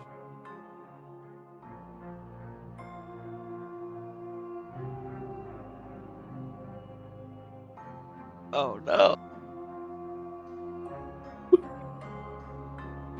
This is the problem with voting last. Yeah, I learned my lesson. Well, you probably shouldn't have looked at the results first. Yeah, I didn't look at the results. I haven't looked at the Yeah, results. just But I'm voted. assuming it's the Yeah. I tie. was hoping yeah. that Your I was actions. hoping one would have 3, and I'd be like, all right, That's guys. Well, easy. looks like that's what we're Wow. doing. I'll be right back when he's arrested. All right, guys. Odds are even. I'm kidding. Ignore that.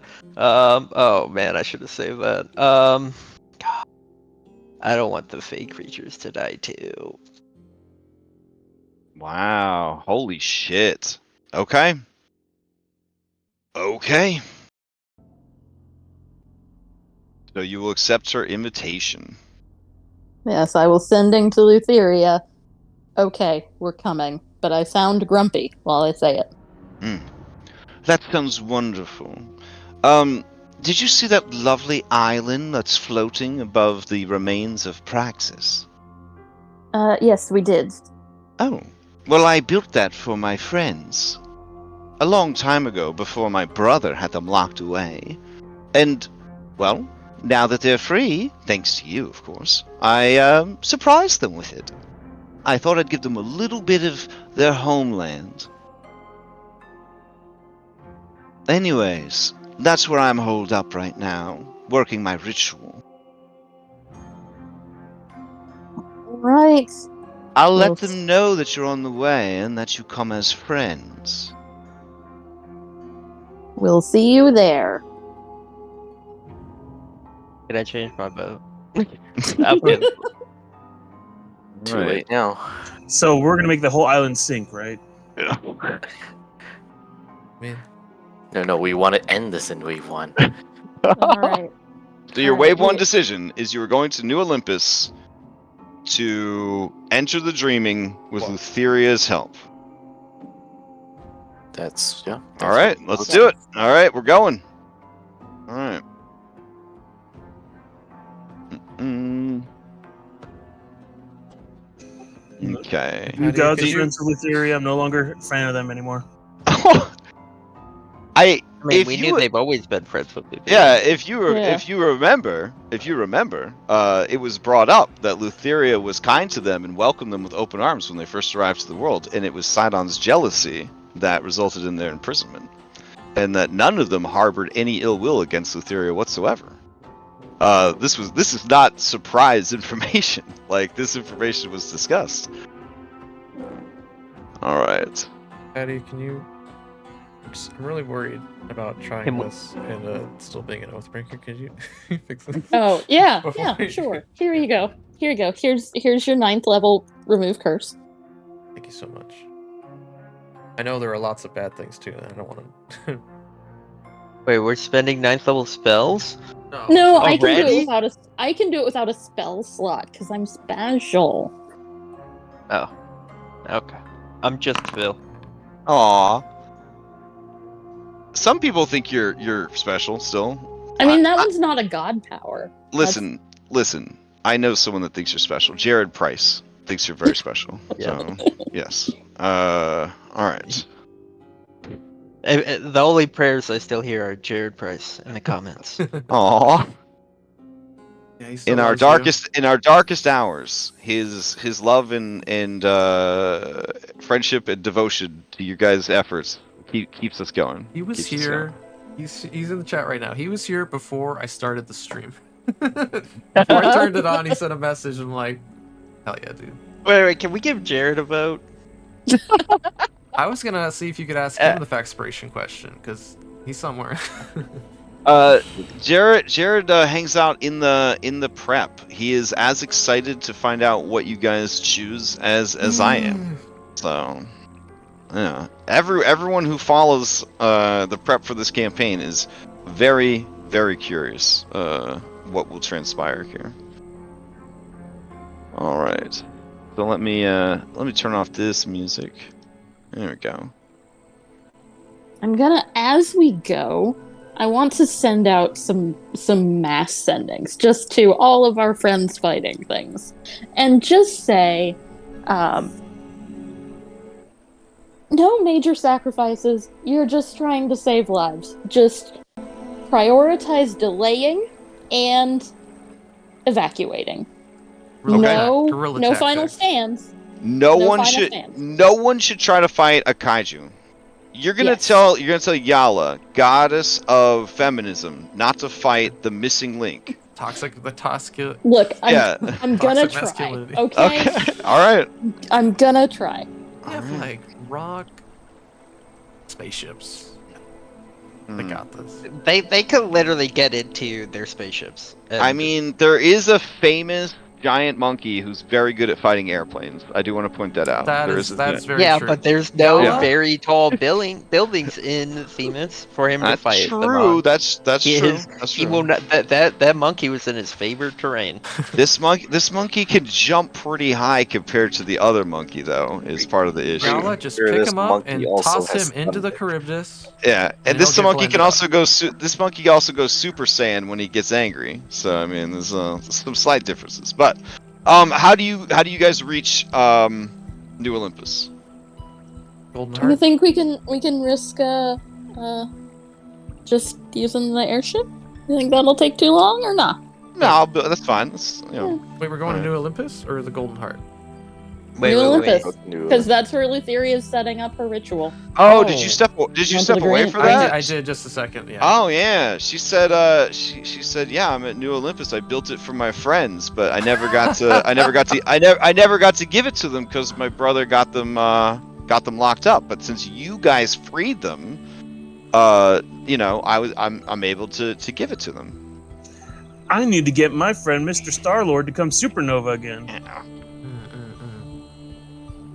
Anyway, Right, yeah, so- I leave a God, it would have been so I tell all awkward if we the voted siren to go talk to people the gods. to not give up hope, but to be prepared for evacuation if needed. Hold on. This is yet another map that's like not showing all the lighting everywhere. Wait. There we go. Can you guys see everything now, or? Yeah. Yeah, I Okay. hate how Oh, nice up it to is. up to a. Oh the yeah, radius. when you arrive in your airship, this is getting some big like Paradise Lost vibes, like beautiful fountains, statues of the 8 gods. Look at the Fish King looking so fucking sexy over here. How did they get Like- Oh, this in we 3 don't days? see any minis. Oh, no, she had already built this. They just raised it up from the Nether Seas. Like she. We don't. Okay. We can't see past. We this don't see any crystal. of the Oh, We okay. see the Hold on. wall. There is no wall there. Let me just turn on global illumination, I guess. Hold on. Let's see. Lighting, global illumination, enabled. Save changes. Oh. There. Oh wow. Oh, did it get dark? A little bit. Hey, God. But it's fine. Okay. It's not as bright. That's weird. Yeah, that is weird. Maybe the lighting Uh, is doing a different like multiply here. or adaptive. Here, Yeah, I'll just throw It's lights cut off everywhere. again too. Is it really? I wonder if it's We just not always able to. see the fountain. Huh. Well, there's It's no wall gorgeous. here. I don't know why it's happening. Here, I'll just turn off vision. There's nothing secret here. Let's see. There. Oh, is the map just cut off here? Oh yeah, on the edges there. That's why I did have a bounding box, is because Okay.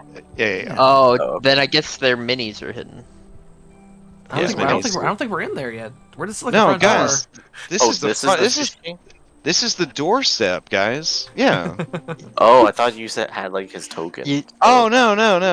Yeah. he's talking about the fountain. I get it. Yeah. Okay. Yeah. All right. We walk the stairs. Okay.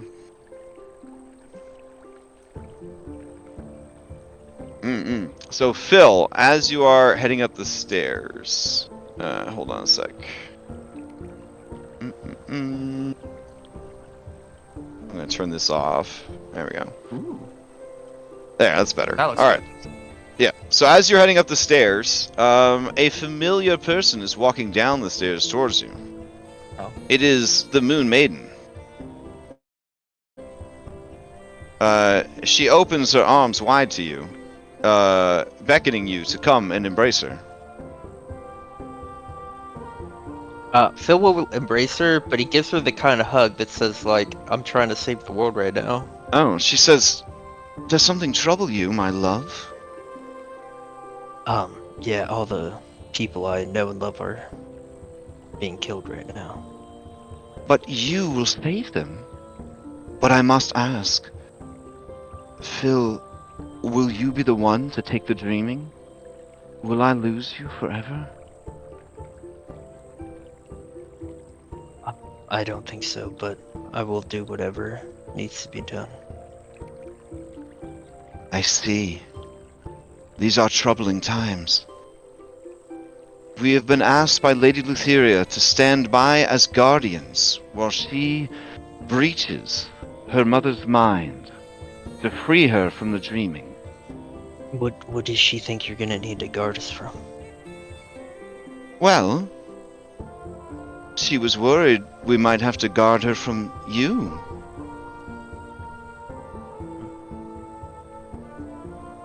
Well, you won't have to do that. I hope that's not why you're here. To deceive me. To destroy me. To eat of my essence. That is never crossed my mind. Ah, I'm here to save as many as I can. understood. I hope you understand that we were ready to do what you would not, should you have chosen to go a different way. This world is worth protecting and preserving. Though even now, we have trouble deciding who should take it upon themselves to control the dreaming. Well, you won't have to. One of us will. And she kind of puts a hand against your chest to feel your heart beating. And she says, "But that is troubling to us. Where is our place in whatever worlds this is to become?" I'll just huff, and I'll say I can't do it all by myself, so, you know, I need God friends.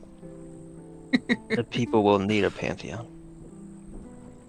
And He if smiles at you and says, "Oh, well, that's wonderful. And you won't have to worry about being the god of magic, because the Arcane Empress can do that. You can focus on wisdom."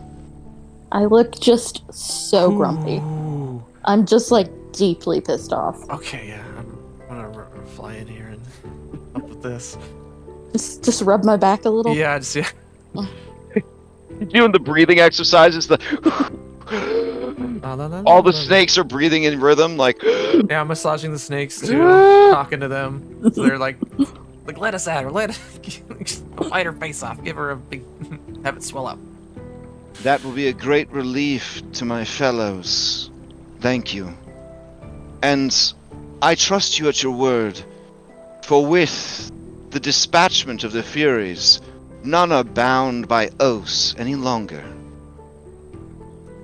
We must learn to trust each other. And she kind of like squeezes your pectoral when she says that. I mean, if you guys did great with the Sirens of the Sea, you'll do good with the rest of the people. They'll like you all. She looks at you and she says, "Philippocles, I want you to understand that I don't view you as any less than you were before. In fact, I see you as a greater man now than I did when you were a god. Because here you stand, a mortal, willing to risk everything for the people and the places that you love. Here you are putting aside your anger and your hatred to find another way. That is greater than godhood. To me, at least." They'll give her a thankful look. Now, do you want me to just take you to the ritual site, or can I give you a tour, or... As she says this, You don't off have in the distance, you hear like fucking Godzilla just like... A nuke Yeah. in the mushroom cloud. Yeah. Ritual site, please. Alright, We'll get the tour after. sure. Okay. I'll stop playing this idyllic music then. Let's see. They have little arrows on the floor like IKEA, and I'll direct you so you don't miss anything on the tour. Yeah, apparently they have a real nice beach. They've got some hanging gardens. Man, it's pretty fucking posh, I'll be honest. So, they have a war room. All right. Let's see. I'll take you over to.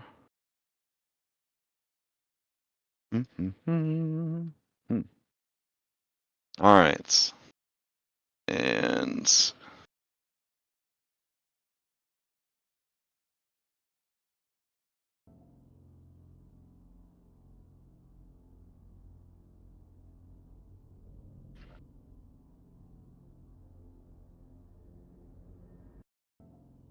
okay. So, as you follow her up the stairs, it feels very like Island of Time staircase.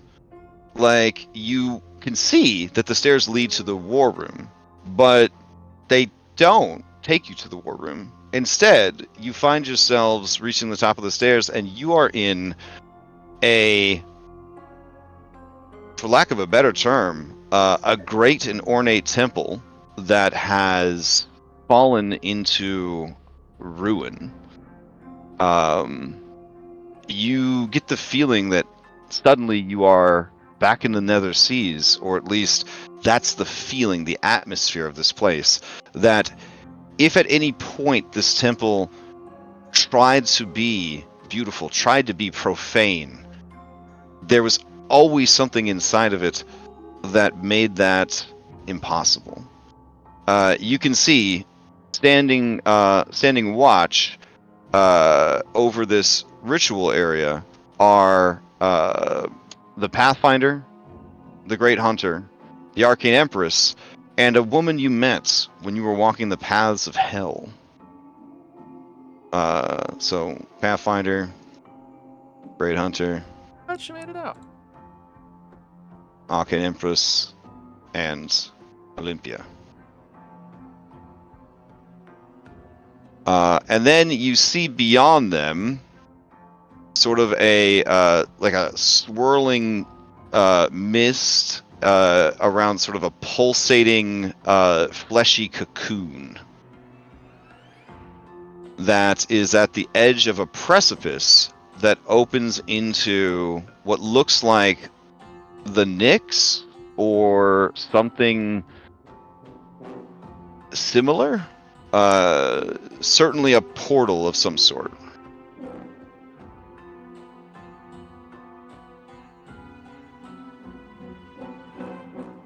All right. She says, Lady Luceria, rest within. And she points at the hideous pulsating cocoon.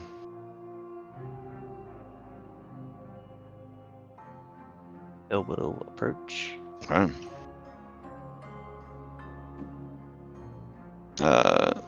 Cyrus, you see the Great Hunter look over at you, and she gives you a nod.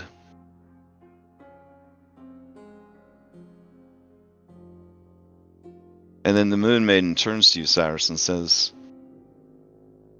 Child of Lutheria, you seem troubled.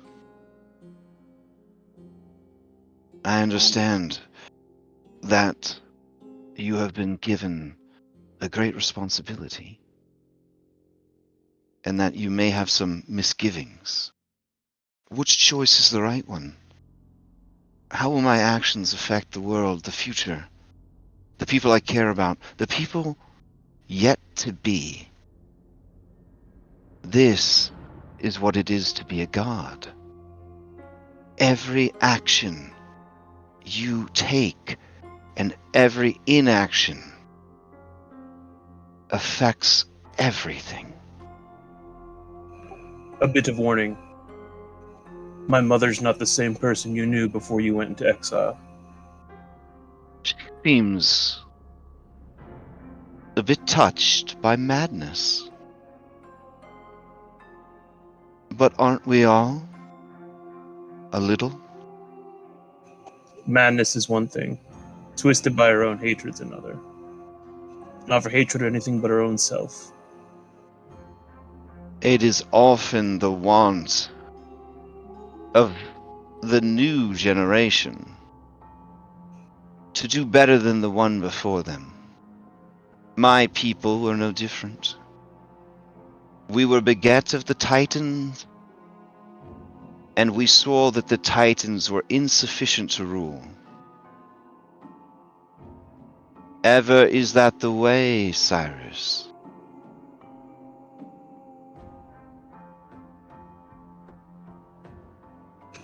Again, let me just put it this way. I trust you more than I trust her. So, please watch out for us. Oh, she looks at you and she says, "We have watched you very closely, and will continue to. Through all of this and beyond."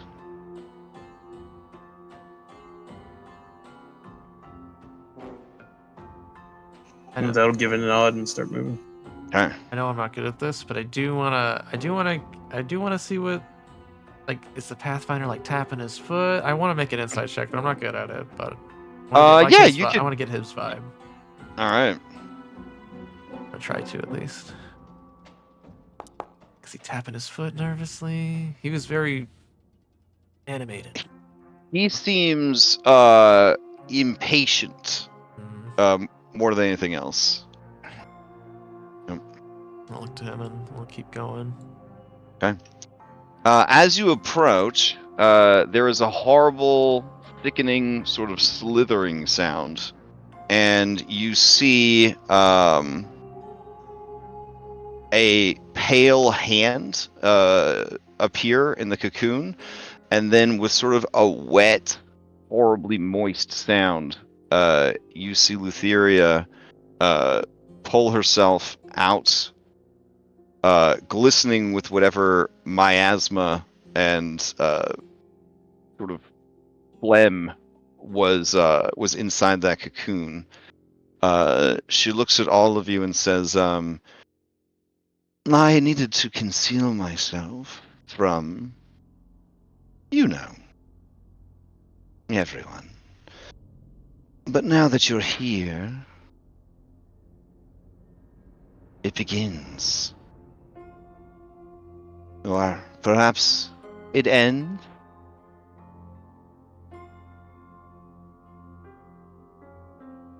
We'll see.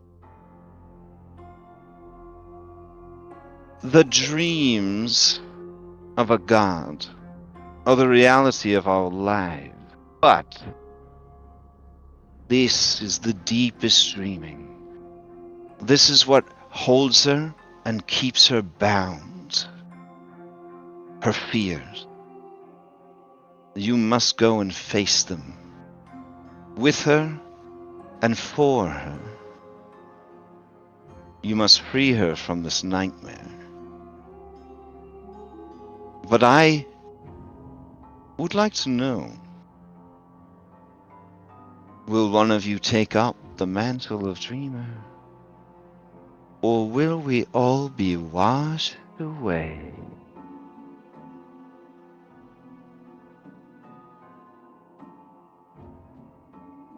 I have someone in mind, but I know that you don't really think very highly of my opinion.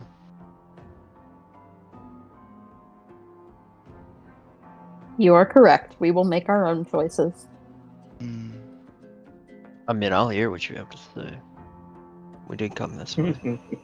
Well, my sweet son-in-law, it has always and forever will be her. As she points at Anastasia. The rest of you are too selfish or too stupid. But she has the heart of gold, the purest intention. She's a being of love and life. The world of her dreaming would be a beautiful and wondrous thing, of highs and lows, of tremendous joy and beautiful sorrows. A world where you could appreciate everything so much more, because you would never be spared the duality of joy and sorrow paired perfectly together.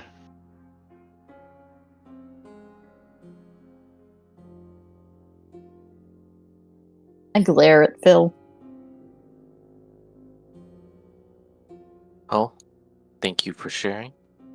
Can we get on the way? Of course. Shouldn't have had to be so. Seems like What an do you mean? awful lot of work to go through. Is there ever too much work for freedom? Could stop this. I know you won't. I suppose the five of you would never understand.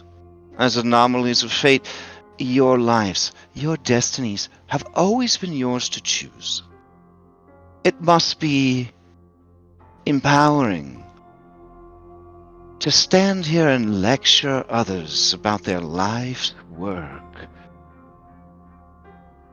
when you already have what others would give anything for.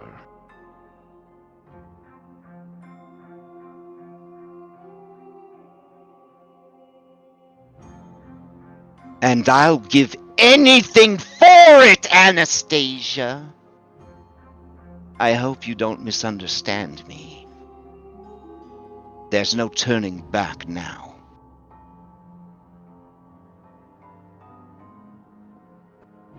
I will see this done, one way or the other. But it is a great relief to me that you have championed this cause, and that you have found mercy in your hearts. I am glad my feelings about you are not misplaced. You are better than I am, better than any of us.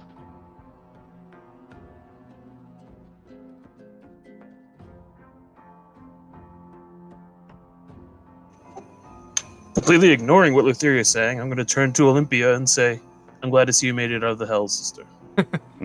Yeah, she says, it was a journey for sure, but we all made it in the end. I am pleased to not have to face you in battle. It seems that you've made a choice. And then she looks at her mother with some misgivings and says, I certainly hope it is the right one. So do we. Lutheria starts to spooky drift off the platform.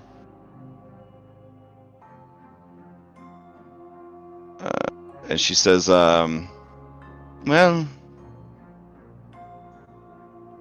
here we are, and there you go.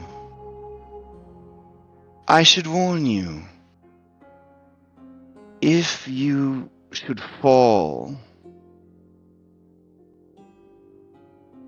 it will be the end. You can bring others with you. Those perhaps less important to the outcome. And I can make sure that they go first. It could buy you some time. Meta, she's offering to let you bring a B team, but if you bring B team, if a player character dies, that B team member, a random B team member will die instead. It would give you guys a buffer against, essentially, like true death, because you're going like so deep into like the metaphysical realm of dreaming that like you know you're in there, you're dunzos. Do you want to bring anyone with you besides the five of you? I'm okay just going in if you guys. Yeah. Yeah, Okay. that's fine. I will defiantly say there's no one less important than us. Okay. All right. She says, what a proud way to avoid your true feelings, Hypatia. You could never live with yourself if you let another person sacrifice themselves for you. A strange way to think for a goddess. Since you are so noble, and you are entering the deep dreaming, I will be able to prop you up, as it were. What you face inside may test the limits of your abilities far more than the Furies ever did. Or that silly little goose, Prometheus. If you choose to keep fighting, I will make it so. But you will find yourself greatly diminished each time. But I suppose victory is worth any cost. So meta, you know that if you do die, you could choose to keep going, but each time, one of your stats will drop by 5, and you will gain a permanent point of exhaustion. If you reach the maximum amount of exhaustion, you die. There's no coming back. If a stat reaches 0, there's no coming back. If you don't take her up on that offer, it falls to your companions to find some way to kind of prop you up. If you have a fate point, you could use it, but you would be out of the fight and only survive if the others succeeded. The fate point would not prop you back up in the fight. It would only ensure that whatever happened, you somehow survived to the end, the other side of it. Does all that sound clear? Yep. Do you need any final preparations? Unless there's like a bunch of magic items I could attune to laying around. I mean, yeah. I guess we could look to them. You have any spare magic items? Like I have a slot. I got like 3. Way to get right We to would- hand. Well, I got like 3 attunement slots. I already gave up ability scores. She cocks her head quizzically. She says, "You're wait a second. You've come here to the end of all, unprepared." No, I mean we could just go in and I've see what just- happens. But Okay. I mean, if you have items, I guess it'll help. If I I have just have- items for you, I oh just my have what goodness! I've gotten along the way. Wow.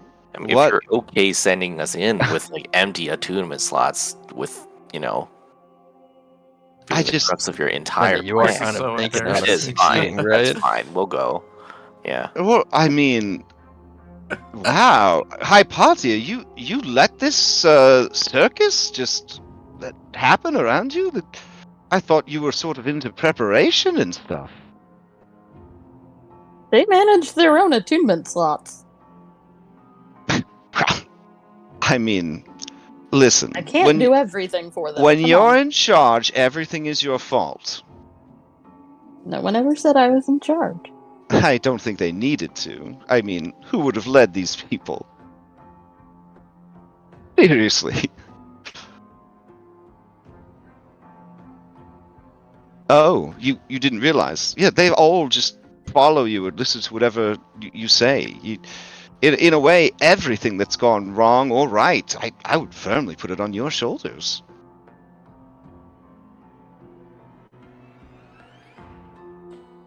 Now I'm staring at all of my friends. Like, stop it. All right, Olympia. Olympia, come on. Give them, I don't know, whatever you have. Olympia's like, what? She's like, well, you're not going in, are you? She's like, well, I mean, I could if you wanted me to. She says, listen, just get, what do you have on you?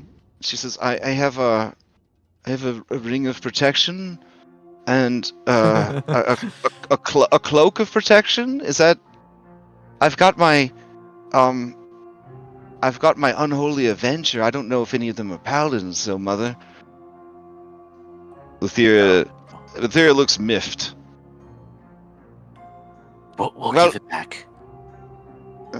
All right, she takes off the ring and she takes off her cool cloak and she hands it to you. All right, I'll bring it to Phil. Which one do you want? The ring or the cloak?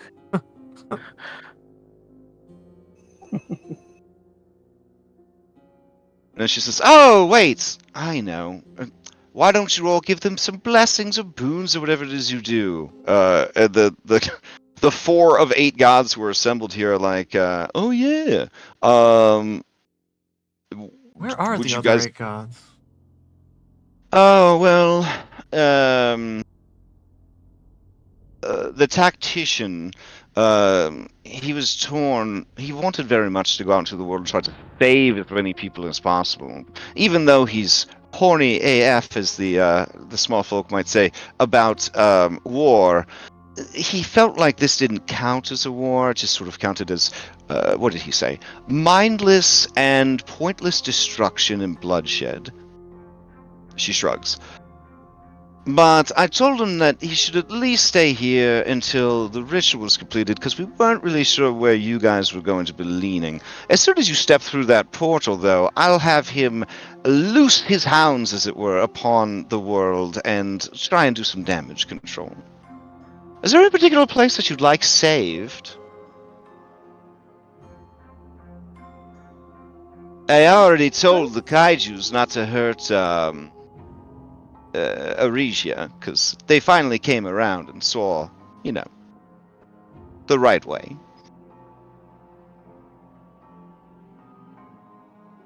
Told. Yes. I am, you know, the mother of monsters.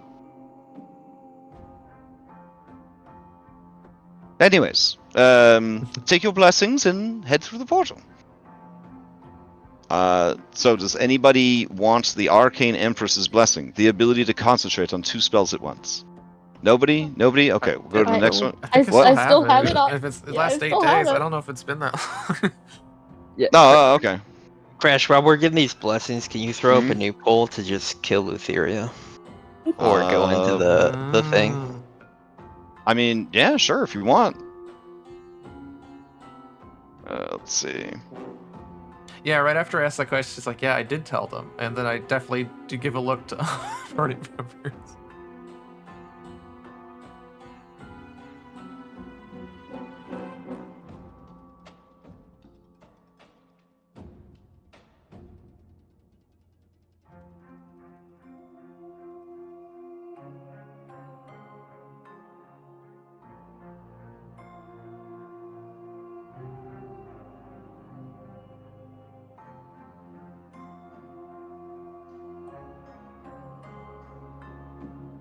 That last comment just kind of did it in for me.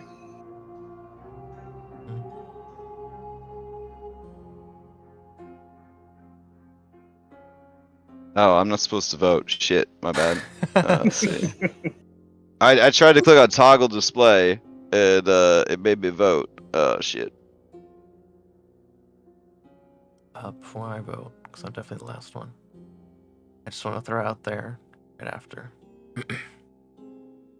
So yeah, it's a tie right now. Don't view mine. Don't No, it's don't all view good. mine. It's all good. Okay. Um, Can't believe you can't unchoose after you accidentally click it. I look at her. Yeah. And I say, Mhm. would you not be willing to come with us? Make sure we do it right? Hmm.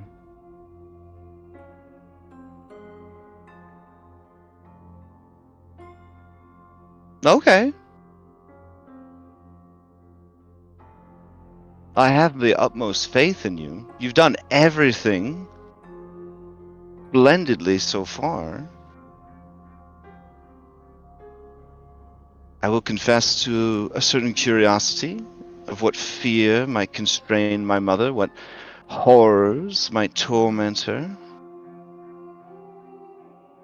Hold out my hand. Olympia says, Mother, this could be a trap.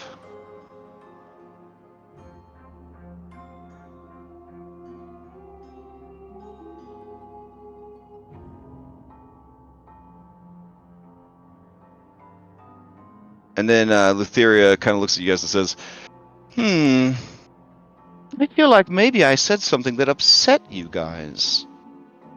And that you want to fight me, but you're worried if you fight me here, my friends might jump in. And you're just trying to isolate me. Trust I me, we need your really, help. But yeah, we that really seems don't silly to me that you would take the goddess of dreams into the deep dreaming and think that you could do anything against me. Hold out my hand. Alright, she approaches you, drifting over to you. She looks at you and says, You are so beautiful, Anastasia.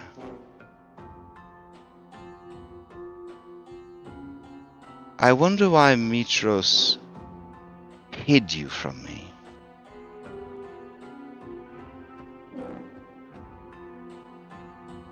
When everything they prophesized about you has been wrong. But I guess that's how anomalies of fate work. Nothing you do seems to match the fate's expectations.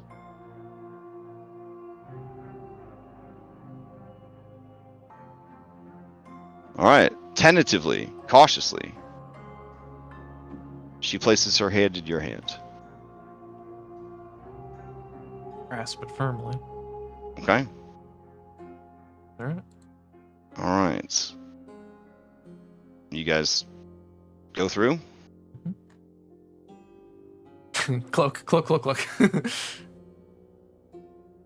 All right.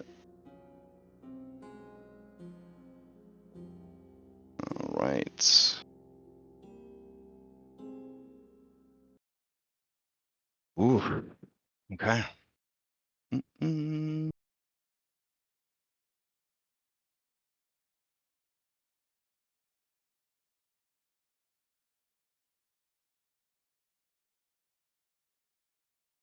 So is our plan to kill her in the dream?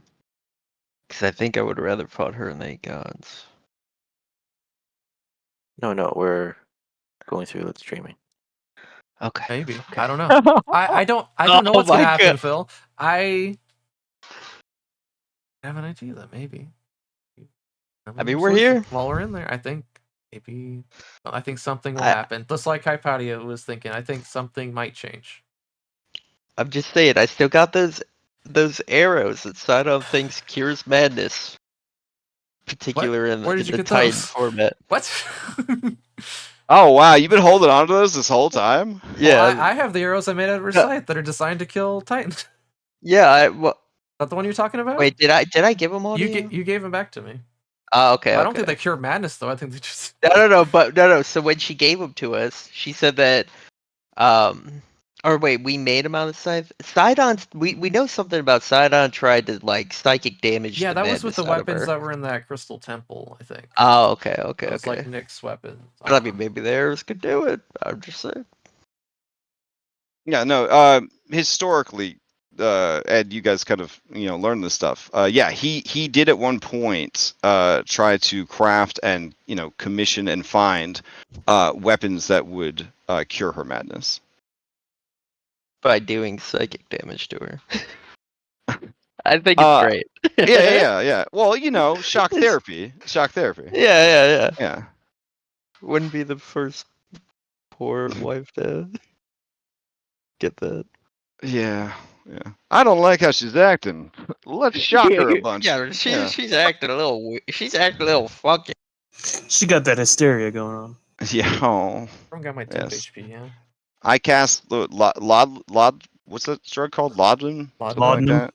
Well, yeah. Draught of laudanum. Yeah. Okay. And you guys took the most selfless route. Did not bring any of your B team with you. Fair enough. So I'm gonna open up the gate spell. We drag her to Hades and kill her there, so she has no authority. Right, guys? I don't know. What's She gonna happen. could plane shift, so like she could just sleep. Well, again, this is essentially another plane of existence in a way that you're going to. Like you're if this was like Inception, right? Now you're going like even deeper, right? Is essentially what's happening here.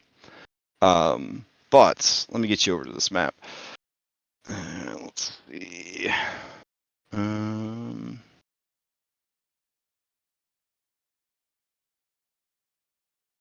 Did the Fish King give us some tries of fish command? Because I got Oh, you have attunement slots now. Yeah. Oh, I still got mine. Oh yeah. Are there dream fish? There might be.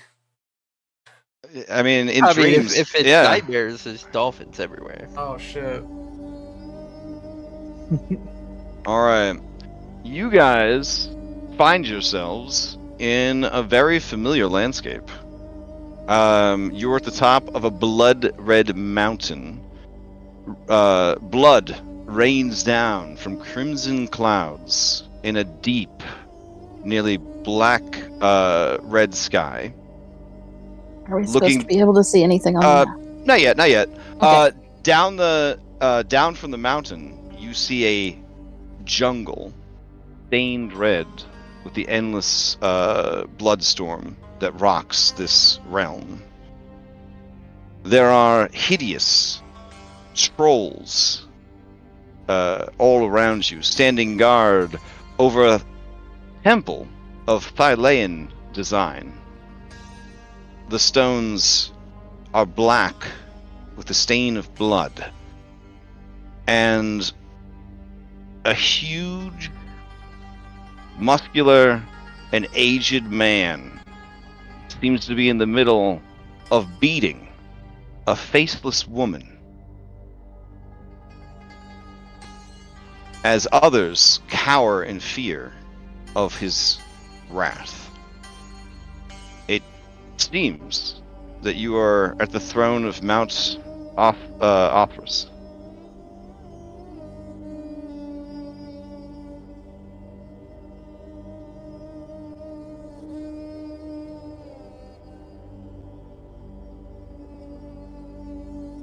Loading screen tips appear.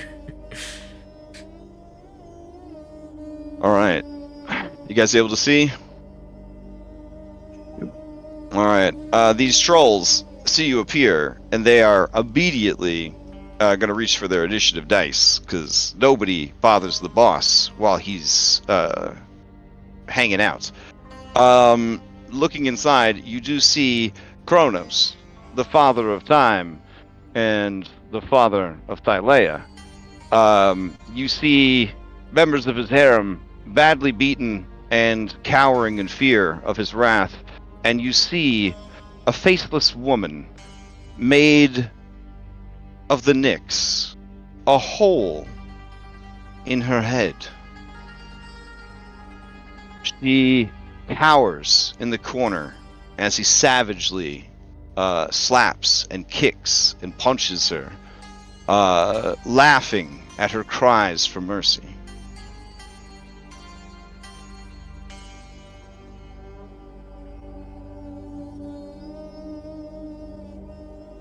All right. Anastasia, Lutheria squeezes your hand very hard.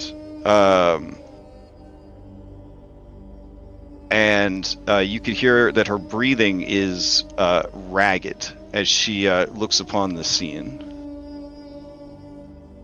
It's a bit difficult. Be so alone. This is not right.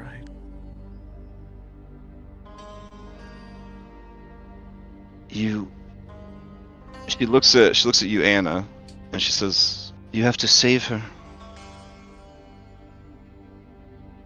We have Please.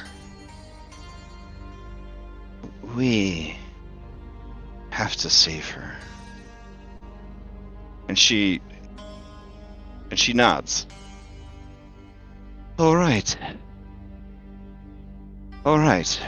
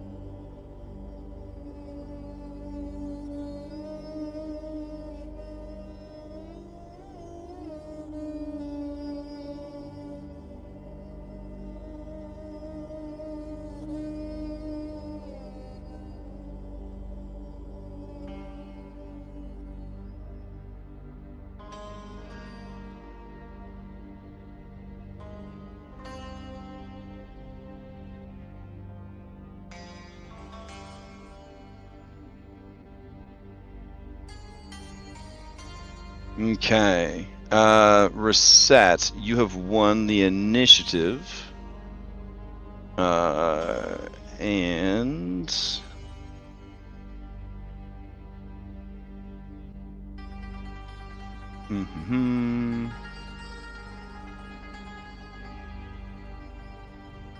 All right, we will begin. I'm gonna remove some of these boons that we didn't get. So Oh, we didn't yeah. get, Mother of Sea and Sky, right? So we don't have 120. Correct. That lasts 8 days, I think. We still have the other Well, ones. it's been more because of the No, we don't know.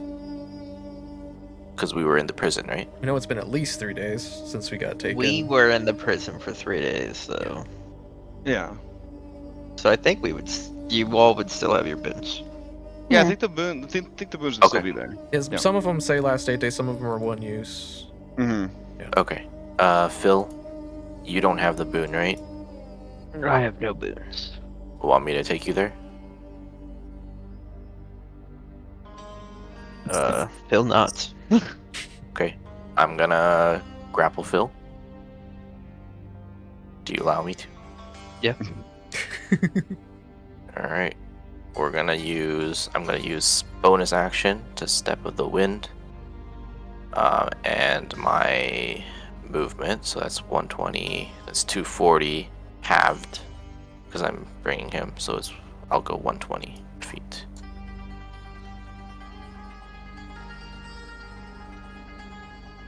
Right here, and Phil, I'll put you right next to me.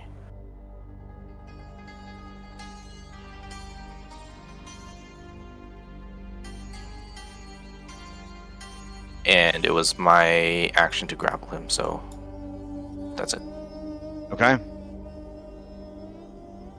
All right. Play passes to Ignorable Mountain Troll. He will not be ignored. Let's see. Him slow though, so he is going to move. They just tried to ignore me. Yeah, he's gonna move and dash after you, and that's his big turn. All right, this guy is gonna stand here. I mean, they're not very bright. He's gonna stand here and quote unquote block the door. So I'm gonna have him ready against an approaching enemy. All right. As Kronos' turn comes up, you hear the bloops of his 5 Paragon actions.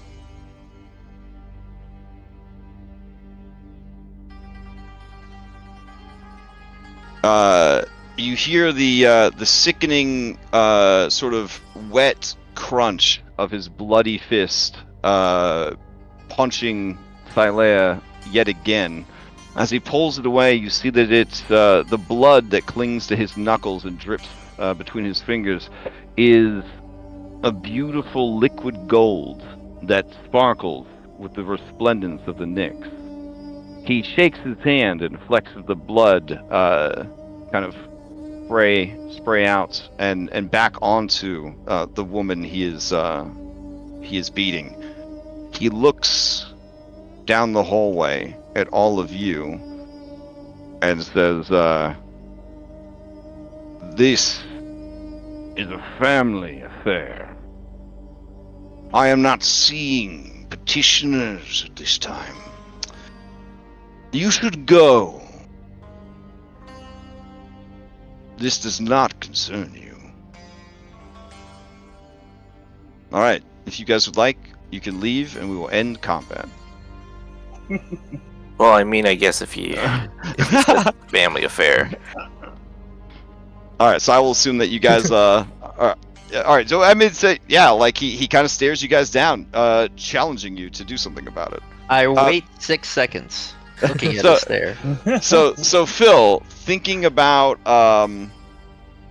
seeing this, right? And then knowing your father, or coming to know your father, for all of his great and terrible flaws, for all of the franchise babies he's left all over the worlds, there has never been a story or a tale of him ever turning his strength or his anger upon his kin. And to see that, to see this, to see a father that would Yeah. be so, yeah. Phil is not turning around. Okay. At all. All right. He's ready to fight. Okay. He says, I see. Well, your choice. And you see a mighty sickle appear. It seems to be made of almost like shimmering mercury, and it just sort of grows liquid metal style from his palm and then forms into a mighty sickle in his hand. And he looks at you, Phil, and at Rosette, and he kind of moves his hand in a gesture that sort of turns things like counterclockwise. So you and Rosette need to give me wisdom saving throws.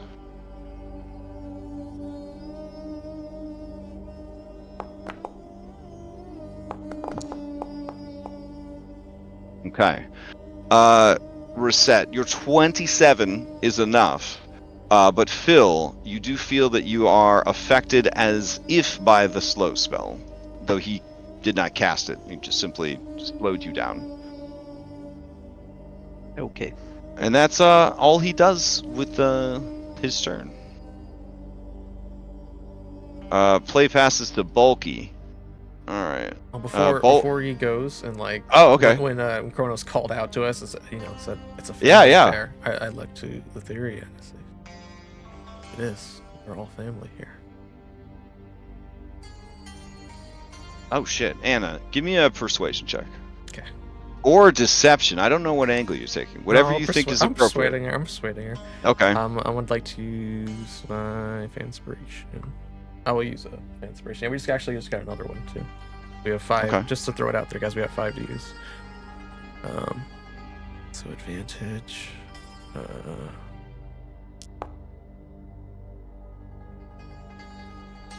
Oh wow. Okay.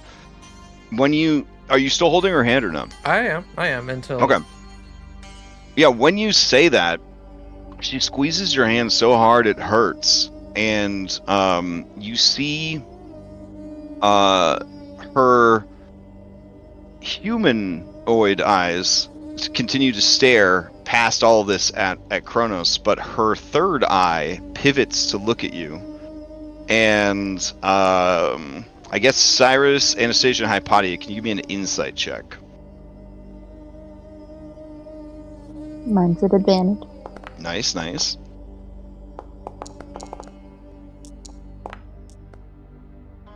Okay.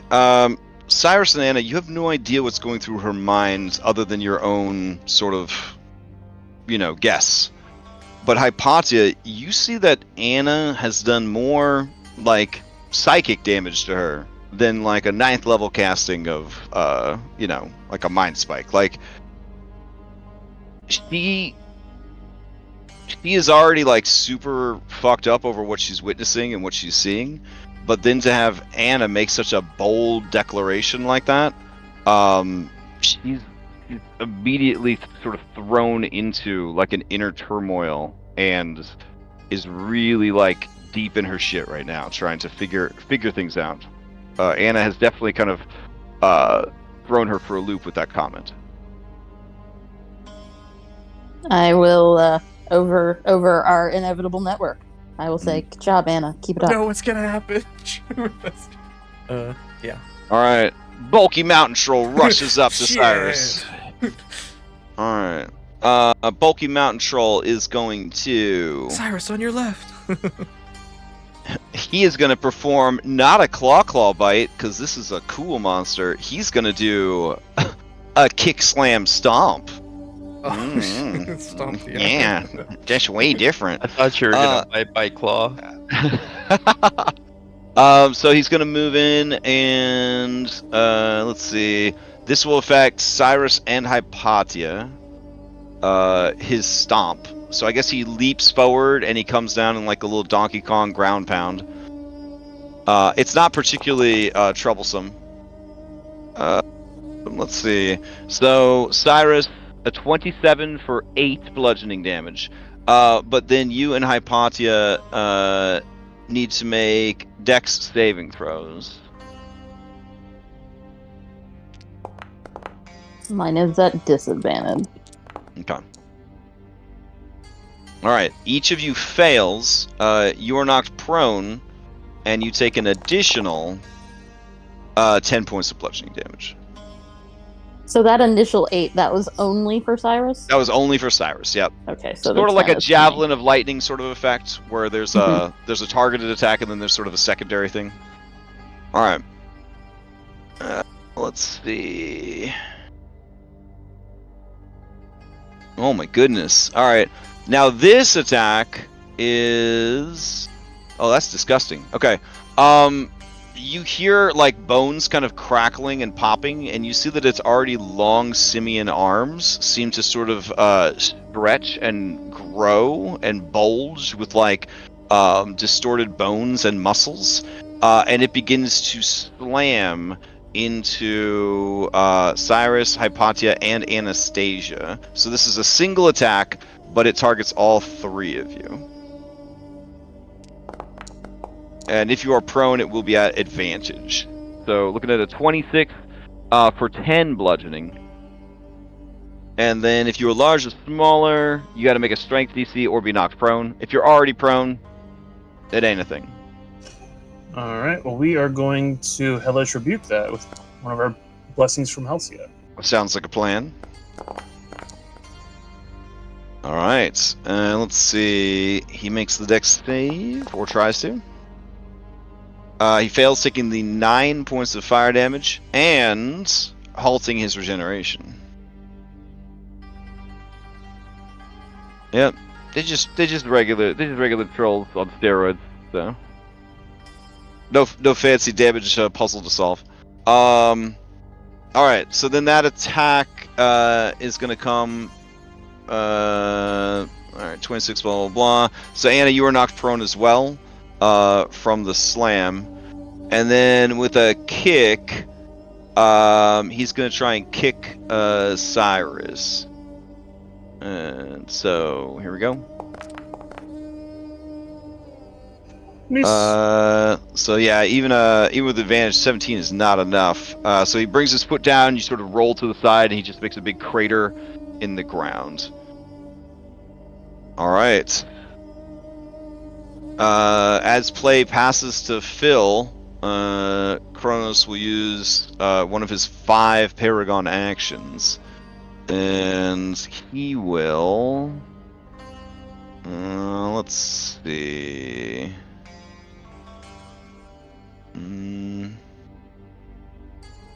Oh wow. Okay.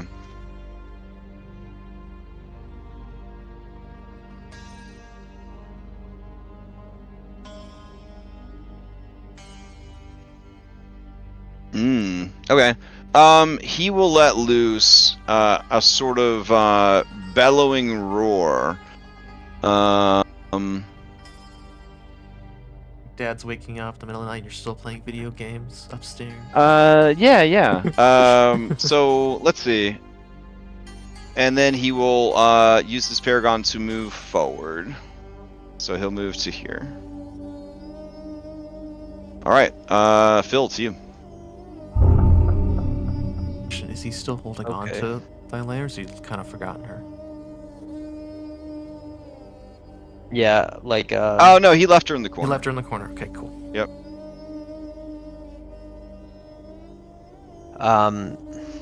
everything's going real slow, but Phil doesn't like what he's seen.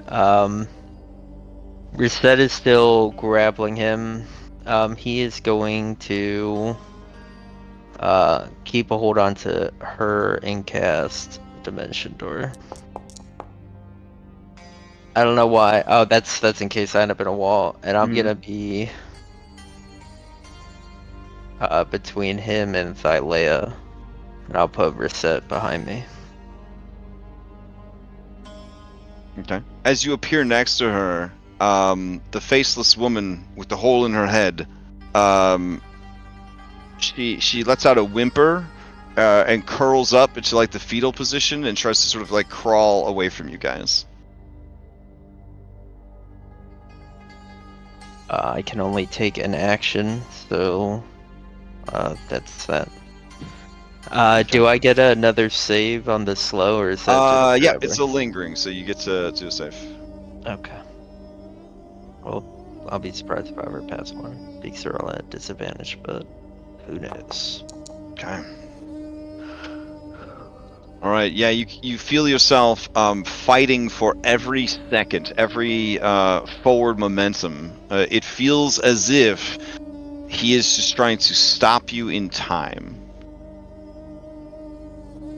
Okay. Well, that's all I got. Okay. All right. Play passes to Anna. As it passes to Anna, he turns his attention to Phil and Reset, who move past him. And he is going to... yeah. He is going to go ahead and cleave into Phil and Reset. So this is one attack against both of them with his sickle.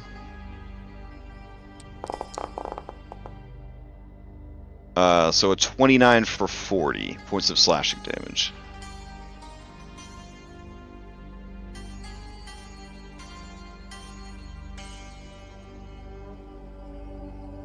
All right, Anna, to you. Alright, yeah, so.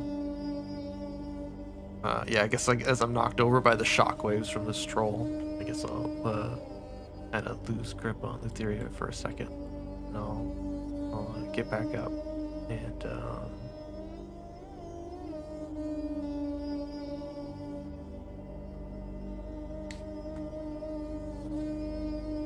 I'm going to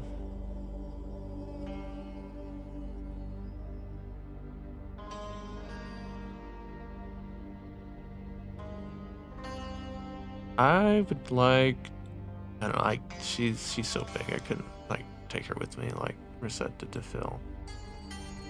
But I'm gonna beckon her to follow after me and say I'm going to spend my turn. I'm going to cast I'm gonna use glibness because I feel like there's gonna be a lot of preparing for other turns.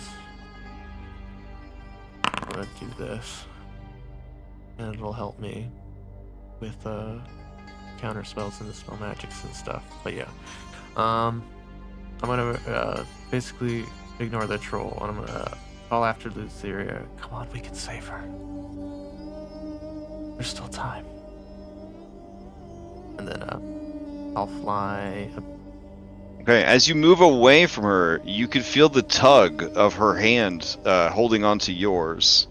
But she's not like opportunity attack trying to grapple you or anything. And then reluctantly, you could feel her grip let go. Okay. So I'll fly forward a bit, and I'll kind of flap a bit. Assuming that we have like the infinite, the vastness of dream space above us. How big is the temple? 100 feet tall. Okay, so I'll go like, and how tall are these trolls? Oh wait! I have notes here. Wall height is 50 feet.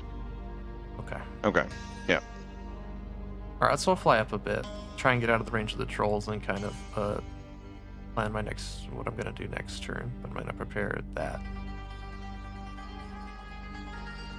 And if I have to do like another persuasion to get her to follow me, I'll do that. But other than that, I think I'm done. Bonus action. Hi, Patty, Cyrus, you guys are fine.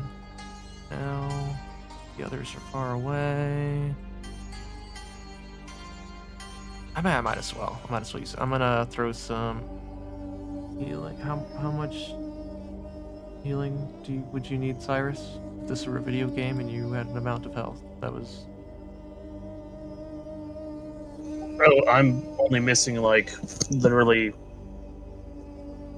14 points. Okay.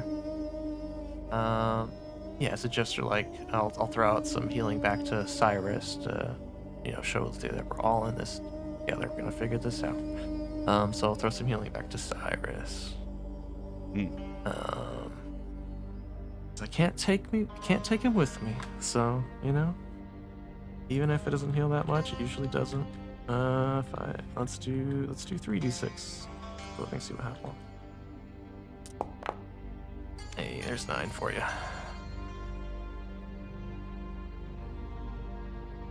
So that's 1, 2, 3, 18. Okay. And that's my turn. All right. So as play passes to Hypatia, he turns away from Phil and Reset, and he says, "There are more of you, like vermin. You try to find your way in.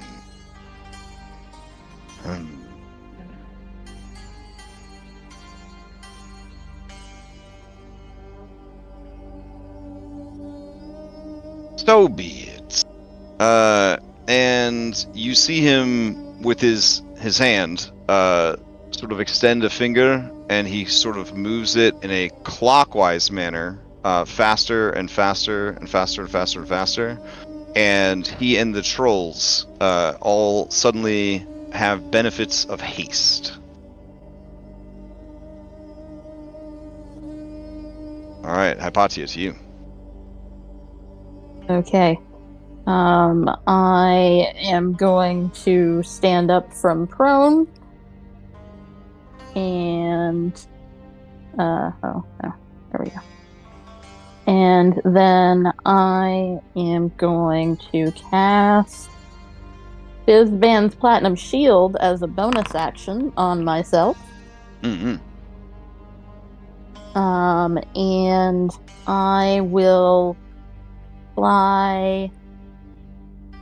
Let's see. Do I feel like I am within melee reach of this troll next to me? These trolls have demonstrated a reach of at least 15 feet. Okay, so then I will action disengage. Oh, well, he might have swiped at me without have taken his reaction. I was like 15 feet away. That's already come and gone, Okay, so yeah. Yeah, I will action disengage, Okay. and I will fly, also 50 feet up, Okay. and well, actually, just a little bit forward, I guess, because I only have 120 fly speed. So yeah, so I'm now 50 feet up.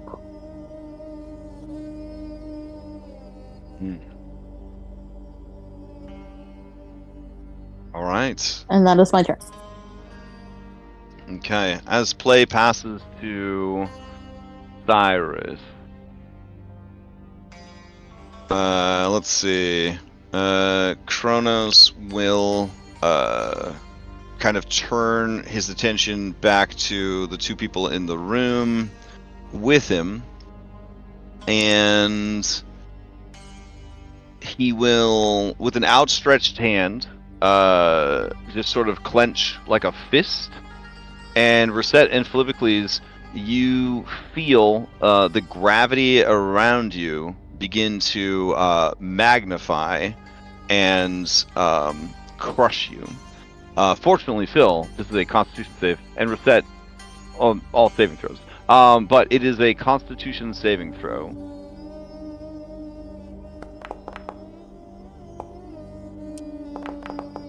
Can I please have my boon? Yes, you may. Is this a magical effect? It is a magical effect. Okay. So 25. 25 is not enough.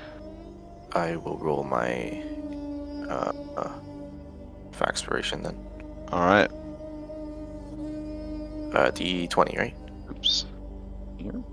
Yes.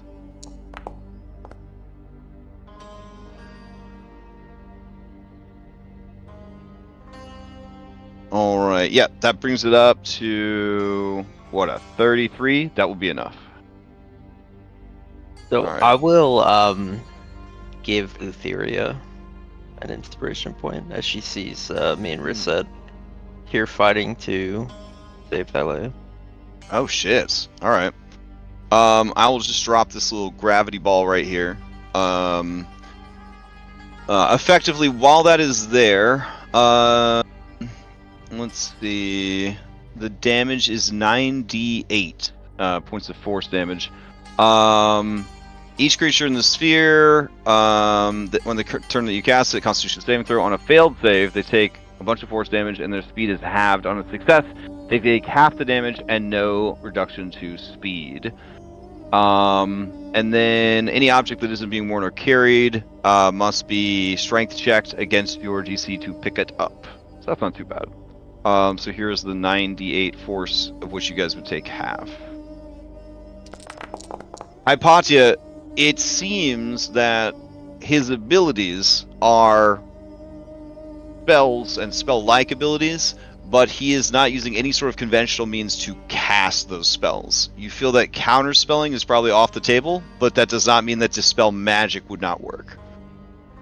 But essentially, he's in that sort of subtle spell sorcerer realm, where this isn't so much spellcasting for him as just like he's the god of time. He's just sort of, Using a remote control.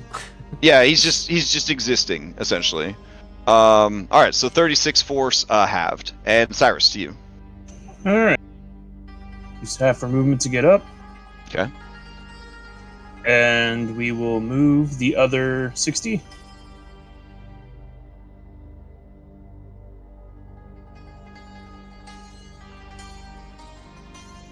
All right, Okay, you're the last one to move away from him, and also the target of his ire. So without a disengage, he will try to attack. All right. He's going to go ahead and try to kick at you. And Nope. miss. All right. All right, we are now going to dash.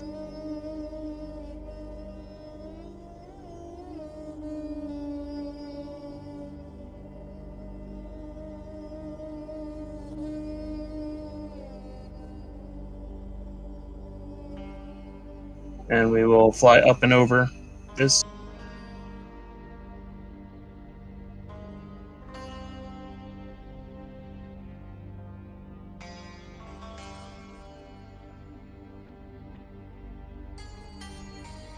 To get right up there. Yeah. All right. And then I am going to proclaim to him, "You will not lay a hand on my grandmother again." And smack him with Kentimane's hammer. All right. As you say that, and you go to smack him, he opens his mouth, but instead of the voice of Kronos, you hear the voice of a scared woman, and it says, "You are a fool. No one cares for that worthless wench. That pathetic bitch. That distraction." To which I'm going to action surge Mm. and smack at him 4 times. Okay. Like you just come flying in.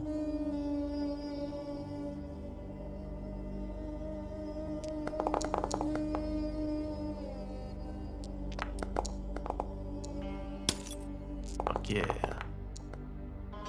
Oh my god. Oh hell! Oh my God! Get him! Get him! It begins! Yeah! No damage resistance. All right. Mm. Let's see.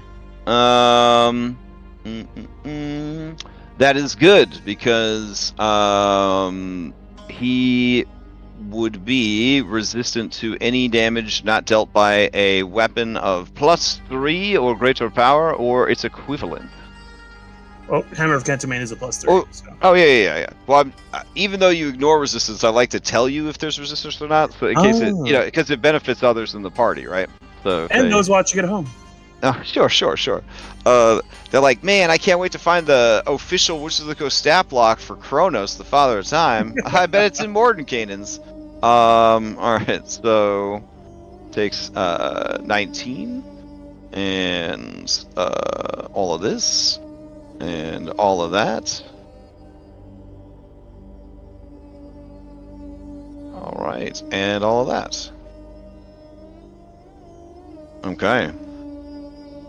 He takes those hits, and he lets out a mocking laugh in his booming Kronos voice, and mixed with the laughter, two soundtracks playing at the same time, you hear a woman's sorrowful and frightened sobs.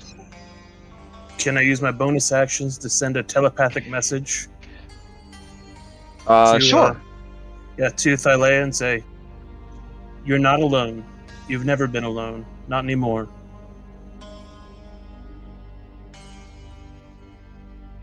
Okay. And as your message reaches her, it is her turn. And he will hold off on Paragon action. As her turn comes up, she is going to use her action to dodge.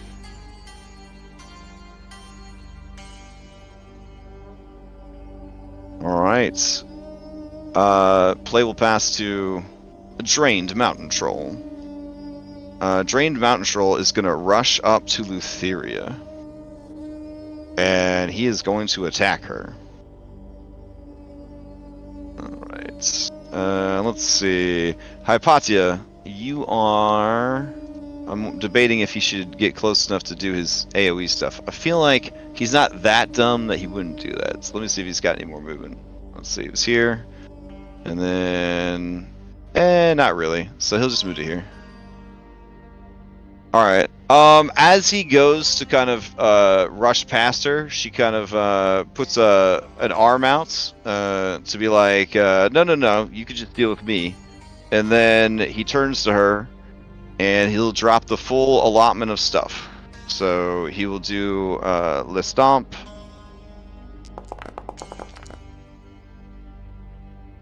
Alright. That is definitely going to hit. Le Slam.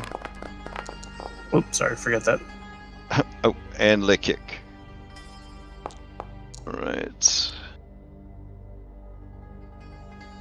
Oh, very nice. So he's an easy target until the start of your next turn. Fantastic. Yep. Alright, so let's see. The first attack is going to hit. She's got to make a dex save. She's not very good at dex saves. Can't be good at everything. Alright, so he runs up, he leaps up, he lands on her, knocks her to the ground. She takes some damage. Let's see.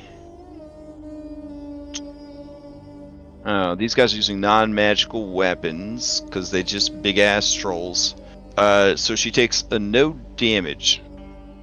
Oh, well shit, she takes no damage from any of the attacks, but she would be knocked down.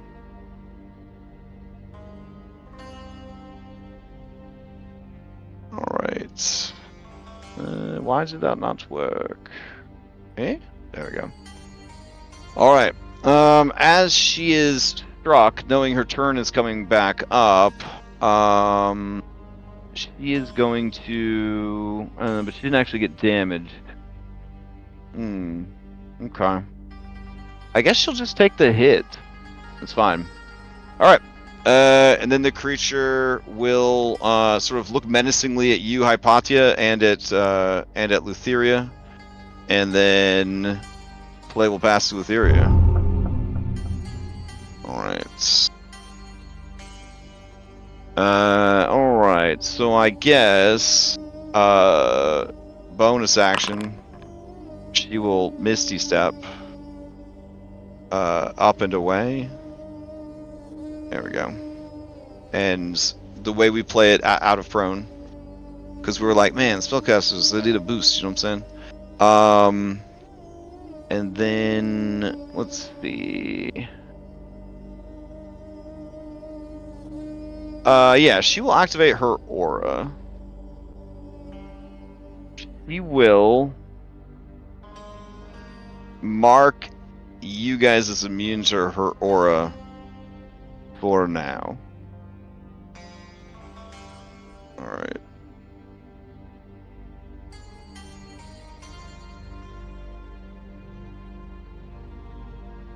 Okay, so essentially inside this aura, which is called Facing Death, any creature that starts its turn within 50 feet of her must make a death saving throw. Oh my god. Oh my god. Any creature within 1 mile of her does not reset failed death saving throws for any reason. A creature that accrues 3 failed death saving throws while within 1 mile of her dies instantly. And she is the only person who can bring them back from the dead.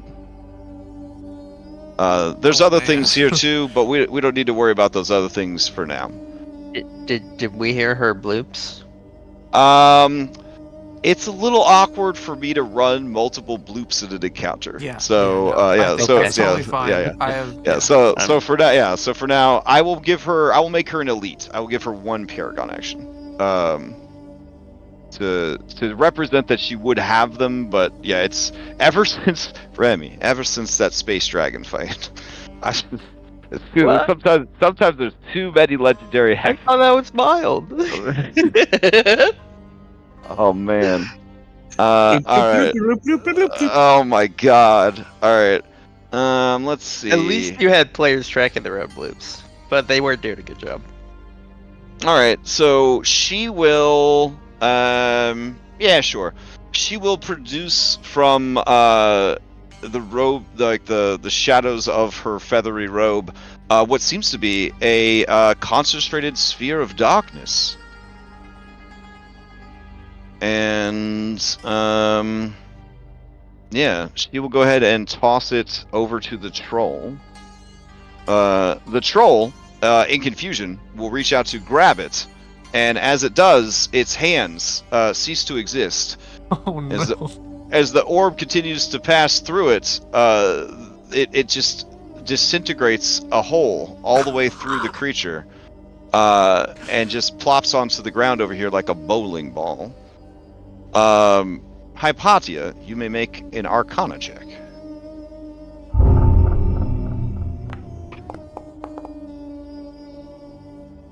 You are very sure that is a sphere of annihilation. I think you recall seeing something similar in one of the iron cubes. I think. It was a long time ago, but I'm pretty sure you've seen something similar before. I'm just Yeah, I gonna think- side-eye her and say, you said you didn't have any magic items. She winks 1 humanoid eye at you, but her Titan eye seems to be locked onto Kronos.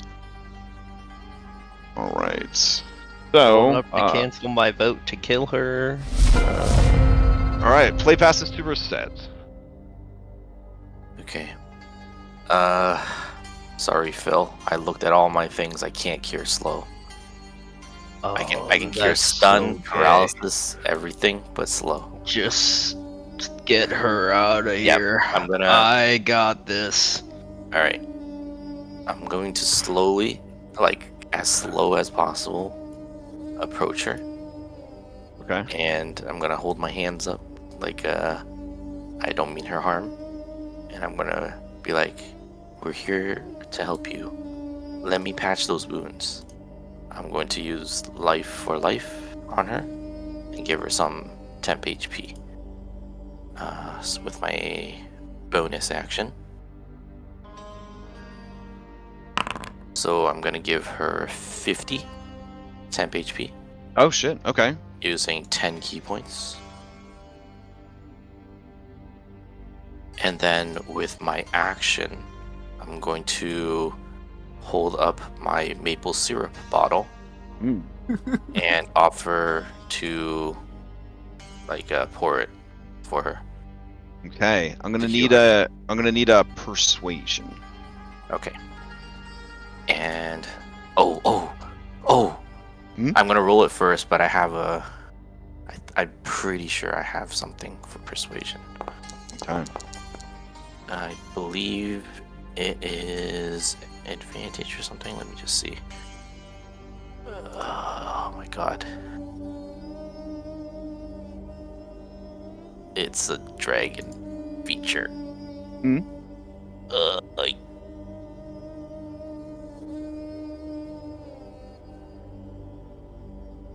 The true burden of if high-level I- play, sorting through your 50-page character sheet. Yeah. if I fail a charisma persuasion check, I can Mhm. use my reaction to reroll it. Well, you did not fail. You got a 30. She looks at you. Her eyes concealed by the veil she wears over her head? Question mark. But you do see that there are humanoid lips beneath, and your comforting words and your offer of help. She opens her mouth as if to receive this offering. And I use one charge of the maple syrup. It heals her 40 HP, removes poisons and diseases. Okay. She cocks her head at you in sort of a cautious and confused way, as if trying to sort out this sudden display of kindness, and sort of trying to make sense of everything that is happening here. She does not speak, but Kronos says to you in a more feminine voice, "Why do you waste your time with that one? None care for her, none hear her cries, and none would ever come to save her from this nightmare of a life."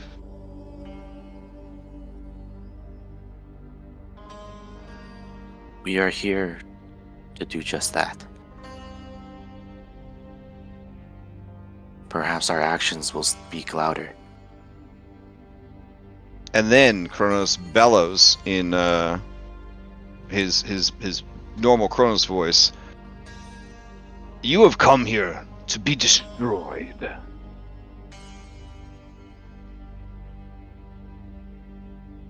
Anything else from Rosette? I will offer her my hand if she will accept it. Okay. Tentatively, she will reach out and touch your hand. When she touches your hand, it feels like floating through the Nyx itself. It feels like being born and growing up. It feels like the first conscious breath you take when you wake up in the morning, and the last thought you have before you succumb to sleep. Then I'm just going to walk her, if we can, through here. Okay. And make her- She begins to follow you, and Kronos says, "Where are you taking her? She belongs to me!" I move here. And I'll just have her beside me. Okay. Yep.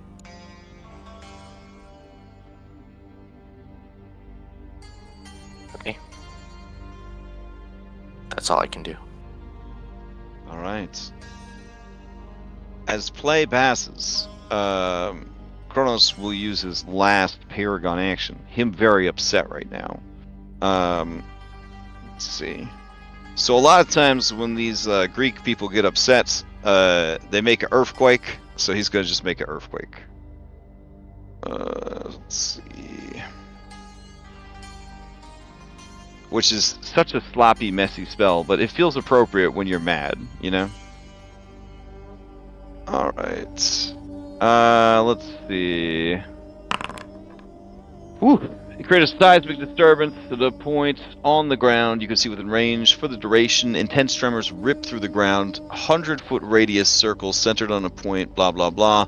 The ground in the area becomes difficult terrain. Each creature on the ground is concentrating must make a Constitution saving throw. When you cast the spell at the end of each turn that you spend concentrating on it, You don't need to concentrate. These are dream constructs of an elder primordial being. Like, Jesus Christ. Each creature on the ground in the area must make a dex saving throw. On a failed save, they are knocked prone. Heaven forbid. Fissure. Fissure opens throughout the spell's area at the start of your next turn. A total of 1d6 such fissures. Blah, blah, blah. Alright, Reset, give me a d10. He's gonna crack the ground open underneath you and Thylea's feet. Alright, so it's only a 40-foot fissure that would suddenly kind of crack open beneath your feet. I need you and her to give me dexterity saving throws. Okay. Can Alright. I position myself to take the fall damage for her? Oh, like Not make the save? like fail to kind of push her out of the way? Like, it's like Well, like just to cushion her from the fall, I guess. oh, alright. Yeah, let's see some saves.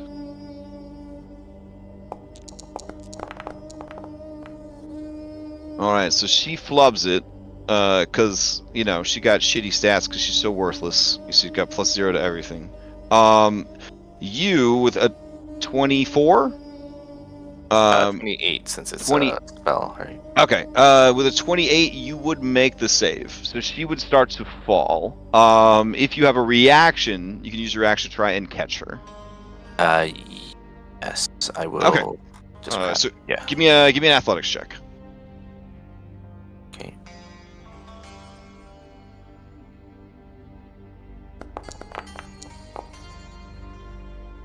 Yeah, so as she begins to plummet, admittedly only 40 feet, you grab hold of her and prevent her from falling. Can I make it a very dramatic movie-like scene? Oh As yeah, if, tell me how it plays out. Yeah, she's like so the ground opens up, I jump and make it past the fissure. It opens up underneath her, and she's thinking, "Oh, I'm dead. It's over. No one cares about me and stuff." And then my hand grabs hers, and I look at her in her sad eyes, and I say, "We're here for you," and pull her back up. All right, dope. I like it. All right, play passes to Ignorable, who will not be ignored. Where are you at, Ignorable? Did you get disintegrated? Oh, there you are. You have a giant disc floating around your sheet. All right. Yeah, he's gonna run in to help the boss. The boss is feeling sad, so this guy's gonna rush in, and it takes a dash action, but he's gonna get there. He's behind you, Cyrus. He's giving Kronos the flank. Feels good about himself. You know what? He'll bolster his boss. You could do it, buddy. And then play will pass to Maniacal.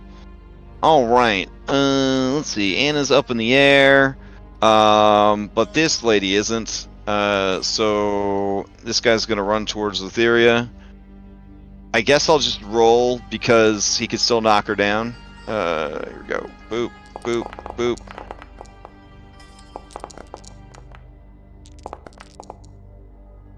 Oh, okay. Well, he missed with everything, and he got a complication. Scuffle. Make an athletics or acrobatics save. 30. Oh my goodness. Okay. So here is his athletics. Alright, so as he rushes towards her, she just sort of like steps to the side, and then he tumbles and falls.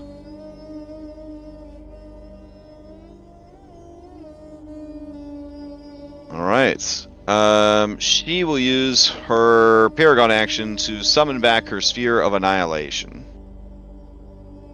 Hypatia, you feel like she's probably going to drop it on this guy. Play would then pass to Kronos. You hear the 5 bloops of his Paragon actions refilling. The theft of his child bride has made him very upset. Let's see what he's gonna do about it. Alright. Okay.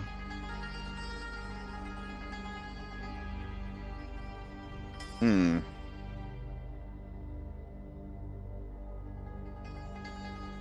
Yeah, that seems good. Okay. Mm.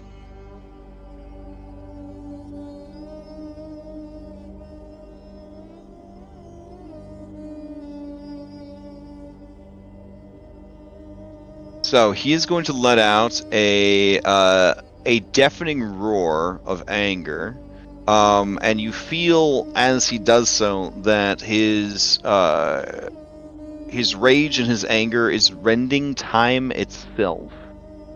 So I need everybody to give me Constitution saving throws.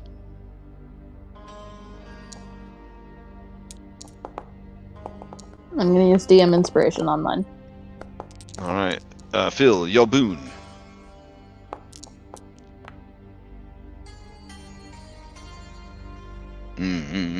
Okay. And I'm gonna roll for. I don't think. Let's see. I don't think the other NPCs would need to worry about this. Okay. Okay, so a 34 definitely succeeds. A 30 succeeds. 26 is not going to be enough. 12 is not going to be enough. I'll 20. use. Oh, okay. I'll use one of my two. What can I give the term? Legendary resistance, indomitable. Indomitable. Okay. All right. Sounds good. Sounds good. All right, Hypatia, you are the only one that failed. Do you want to avoid the terrible impact of this time-rending scream with some ability that you may have, or are you just curious? Legendary resistance it too. The part of me is curious, but I will legendary resistance it too. Okay. All right. Okay. Crash is putting it back in the box, and we'll wait till next year. Yeah. So none of you are aged 69 nice. Years. Yeah. So none of you are aged 69 years. You feel that if that would have aged you past your species age limits, you would have turned to dust and ceased to exist. I'm not How sure long what does ages. a demigod have human, half dragon? Sadly, because of your genetic makeup, you would actually probably have to follow the Dragonborn rules. So that puts you pretty much where a human being would be at. Oof. Yeah. Yeah, it's a bad scene. At least you're not an Aarakocra, am I right? Hey. Or worse, a raw turtle. So, alright, this guy runs underneath Hypatia, and he tries to deal with Lutheria. Lutheria can't believe that all she has to do in this incredibly high-level fight is fight some trolls. It's, she still gets credit for helping. Fantastic. So this guy runs in. He's going to do a stomp, a slam, a kick. The fire effect would wear off, but he would not gain the benefits of healing. Alright. And let's see. 23 is going to hit. 23 is going to hit. 12's not going to hit. Let's see. Dex saving throw. Fails, so don't need to worry about the strength saving throw because already prone. Doesn't take any damage, though.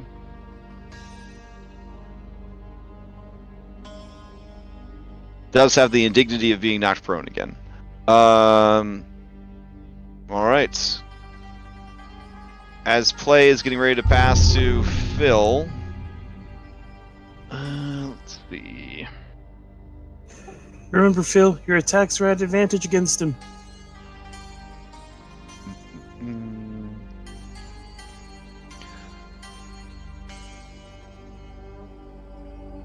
All right, Phil. He looks at you and he makes his hand into a flat plane, and then he does like a karate chop from like his chest to the right. You need to make a saving throw. It is wisdom based. Since he's casting this at 9th level, obviously, he will choose some other targets as well. He cannot see Reset right now, so he will target. Let's see. He gets 1 extra per.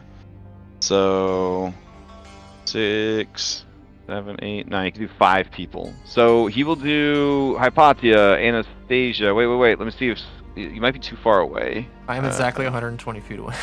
Okay. I think Hypatia's good. Yeah. So yeah, Hypatia and Lutheria are good. So yeah, you, Cyrus, and Phil need to give me wisdom saving throws. So all of these are like spells, yeah? They are But not spells, counterspellable? but he is not Okay. casting them. Okay. I just need to point out Mhm. that when I critically succeeded Mhm. on the last one, he aged 69 years. Oh no! That's fun. That's fun. Okay. All right. Let's see. I did But fail this one. the spell is 7th level or lower. Oh, okay. Oh, was yeah. that 9th? Oh, are Yes, they all yeah, 9th? this dude's just dropping everything is 9th level, yeah. Oh, So great. yeah, Alright. I'm gonna unattune to that and tell Lutheria I have an extra free attunement slot. this is not like full disclosure. This is not the Kronos you would have fought if you fought the real Kronos. This is Kronos as if he was someone's worst nightmare. Oh, great. That's the Yeah. worst. Yeah, it's real bad. Yeah.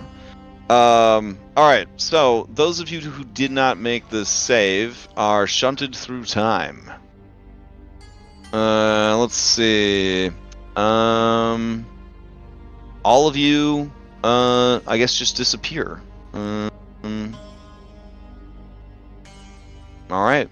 Is this an aging effect? This is a shunted through time effect. This is the temporal effect. I guess if we were making up tags, like if they had tags in the system, probably be a temporal effect. All right. So you guys are just dunzos. If I do want to point out that I can no longer age Oh, all right. Fair enough. for when that comes up. Can you reverse age? I mean, I'm guessing when it's no longer age, that means not. All right. So, Let's see. Play would pass to Phil, but Phil has been shunted away. And then it says at the start of its next turn, the target reappears where it was. Doesn't remember the spell being casted or disappearing. Also, real quick before I get too much, would the gems help me with this or no? Since we're not on Thylea technically anymore. No, because you did leave. You did leave Thylea behind. Got it. So, okay. I mean, technically, you're in Thylea, and she's definitely not in a good place to be operating effectively. So, yeah. So I just gotta ask. All right. So, Phil, you would immediately return though, as he kind of shunts you away. oh, okay. Yeah. Do I get to still take my turn? Mm-hmm. Oh, cool. All right. So you reappear. Alright, I'm gonna move out of this thing to here. And I've got one action which can be used to make one attack or take an action. So I will... How big is he?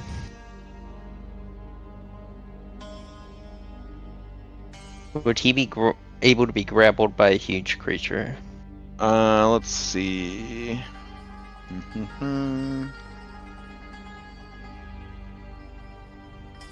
By a huge creature? I believe so.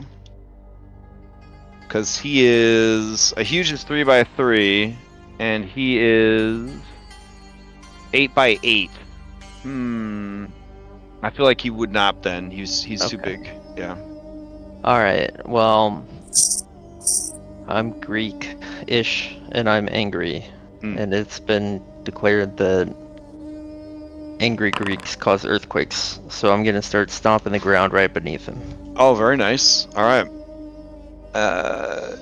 So you begin, blah, blah, blah, so on your turn, use your action, earthquake, 40-foot radius, earth becomes difficult terrain, each creature on the ground in the affected area must make a constitution saving throw, concentration is broken. At the end of your turn, each creature on the ground must make a dexterity saving throw. So on a fail, they fall prone. Okay, and this is friendly fire too, so to keep that in mind. And it's a 40-foot radius from where you currently are? Yeah, I'll move right. my whole movement to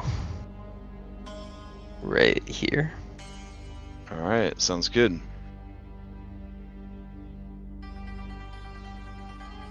Alright.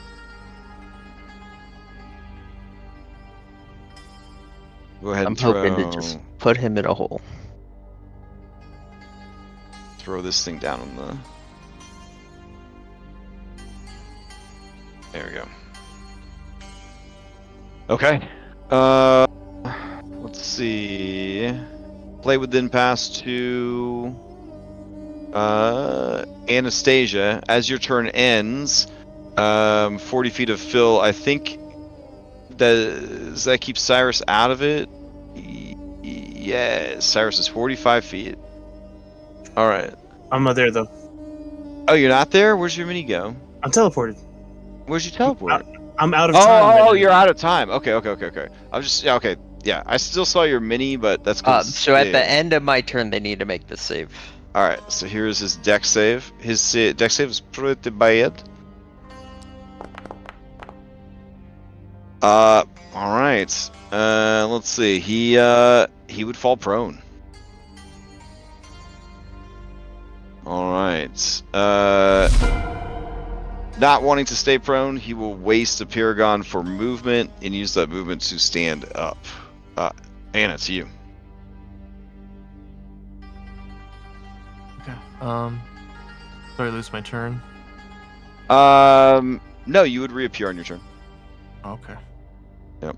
I'm not good at this. I'll ask Hypatia what happened over the network. And she could just, I don't know.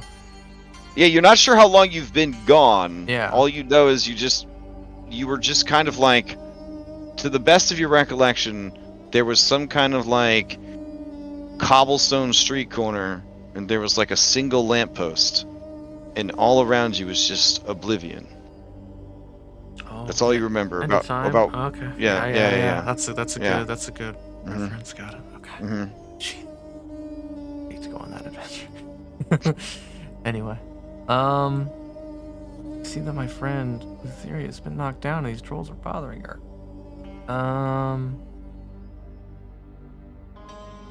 And I don't like that. No, but she goes after me. Let's see. Okay. Turn 2. What am I gonna do on turn 2?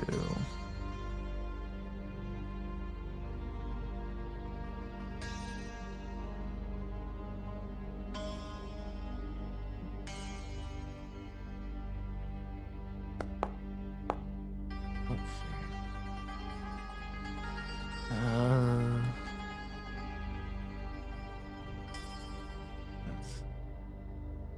Oh yeah, you have this cool mod that just does it for me. Okay, 150. 120. Okay. Goes closer.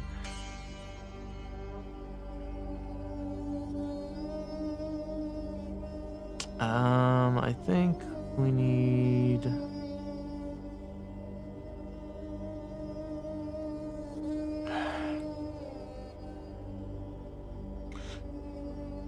Do I think that Lutheria is being distracted by these trolls?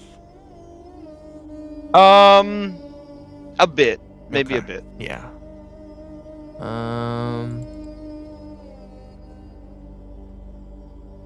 Okay.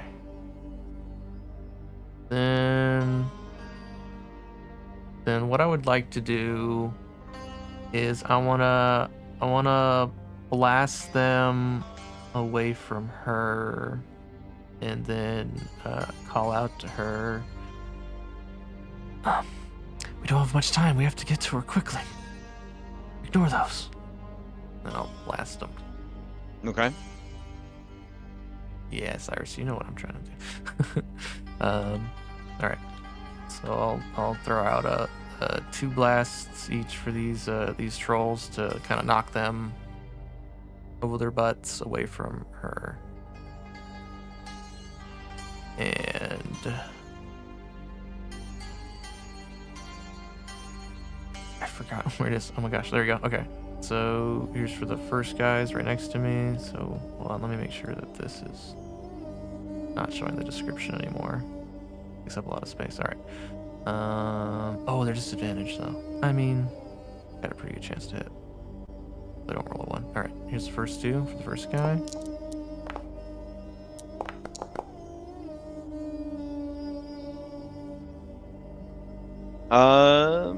Oh yeah, those are both going to hit. Those are for the first guy. Yeah, and actually, I wanna angle myself this way so they get blasted away Okay. from her this way. All right. And then the second guy, here's 2 blasts for him.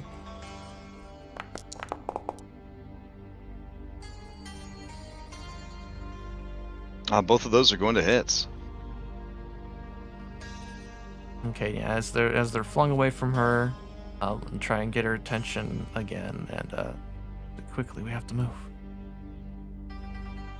I'll keep going. Okay.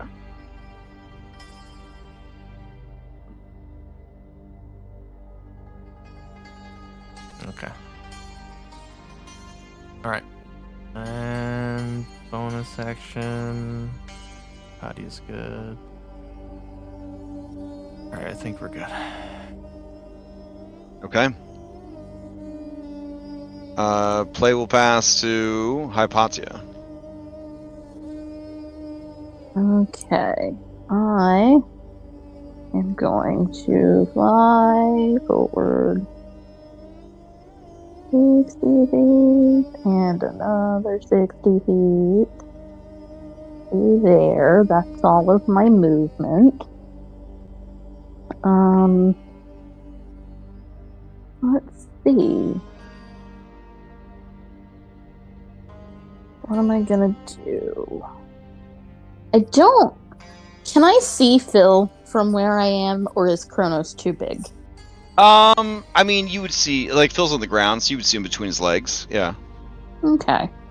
Oh, but you're 50 feet up. Yeah. Yeah, I mean, he's not, like, literally as wide as that. He's at humanoid proportions. So, yeah, you would probably be able to see Phil. Okay. I am going to dispel magic on the slow effect on Phil. Okay, very nice. It is a 9th level effect. I'm only casting this at 3rd level, so I will make a check. All right. You want a Fanspiration? We have 4 of them. Sure, I will take it. All right. Sorry. Oh, I don't need it. Ooh, Yay. beautiful. Okay, I'll minus All it right. anyway, just because. And you got a critical or a boon. So, elusive, you take the dodge action. This does not use your reaction. If you were already dodging, which you're not, so there you go. Hey.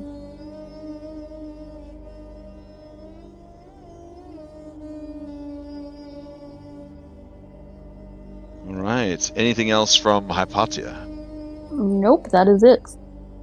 Okay. Let's see. As play gets ready to pass to Cyrus, this dude right here is going to, yeah, he's gonna reach out and try and grab Philippocles.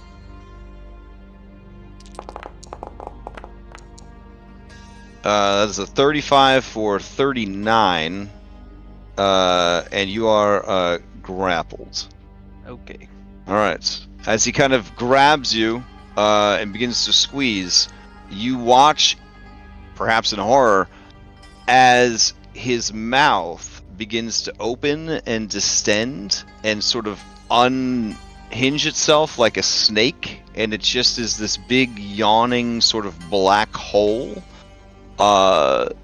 where a throat should be. And you do recall, perhaps, that this guy had a bad habit of eating his babies. Yeah. Yeah. All right. Play will pass to Cyrus. Alright, so I blink back into existence. You blink back to resistance and see that Phil is in the process of being eaten. It's more likely than not he will attempt to eat Philippocles, which would be very bad. Well, I need vision restored. I'm Oh, my bad. Oh yeah, was for that immersion, right? There you Yeah, go. right. Whoop. Now you're Okay. back. All right. So seeing this, we are going to fly up Okay. to Kentimane's head. All What right. height would you say that is? Gosh, dude's 40 feet tall. So yeah, about 40 feet up. Alright, I was already at 20, so I'll put Yeah. 40. All right. 35 maybe.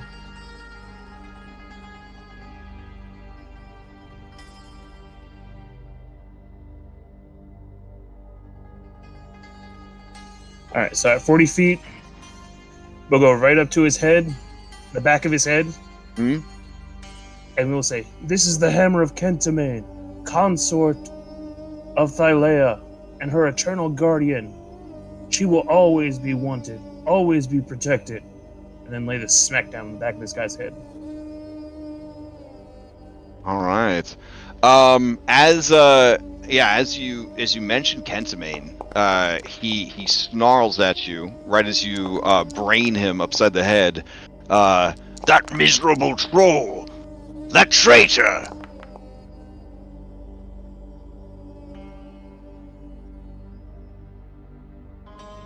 Oh, you've rolled secretly shoot. all of them. That's okay. I'll reveal them one at a time. 35 for 21 is gonna hit, especially with Phil giving a flank.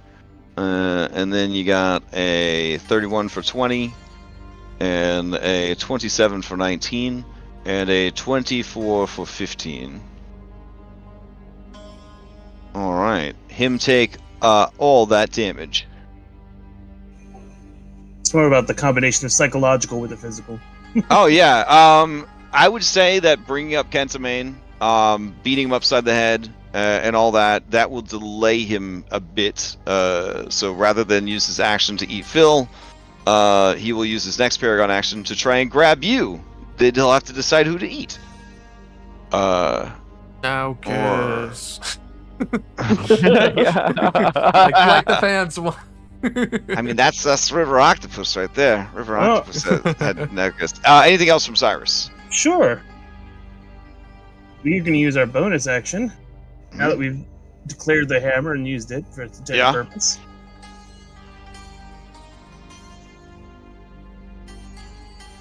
To brighten him bright and proper. Get big? Oh, you gonna turn into something? Oh. Oh fuck! I always forget how big that Yes. miniature is. All right. The temple So is just. If permissible, I Uh-huh. will telekinetically try to make the Sill Troll look more like Kentimane. oh, okay. I see what you mean. Yeah. Instead of stony outcroppings and things like that, you just make a bunch of like floppy vestigial like hands and faces and shit. Yeah. Okay. All right. Reset. Upon him doing this, even though she's on this side of the wall, somehow she seems to know that this has happened. I don't know how that is. But you feel the smallest bit of hope coming from the woman you were trying to save, and sort of a gasp of surprise and maybe a little bit of relief. And then inside this room, you hear Kronos open his mouth and say in a lady voice, "He has come for me, as ever and always, my love, my guardian." And then in Kronos' voice, he says, Will be destroyed, as will any who try to save you. You're mine. No matter how far you run, no matter where you hide, you will never be rid of me. And I will always come for you.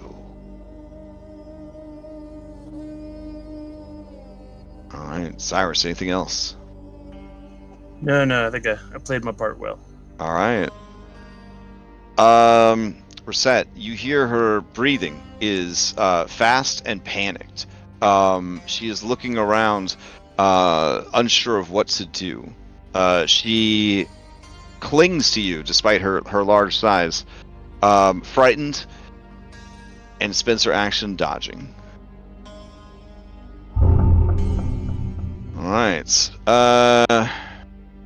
Let's see. Luthira will. Bonus action, Misty Step out of prone.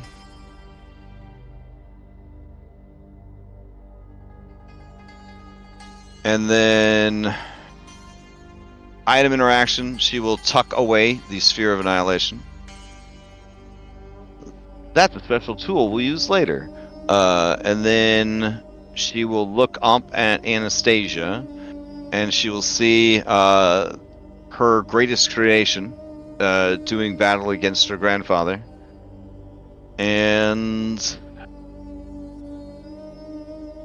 she almost seems, Anna, to be a bit overwhelmed. And you feel that maybe for the first time, you have seen her truly afraid. You saw her like this when Kentimane came to avenge the death of Sydon, to test the strength of those who would fell his own blood. But it feels like she's in that place again, like watching this battle kind of play out, seeing Discount ordered from Wish Kentimane fighting against Dream Kronos. Let's see.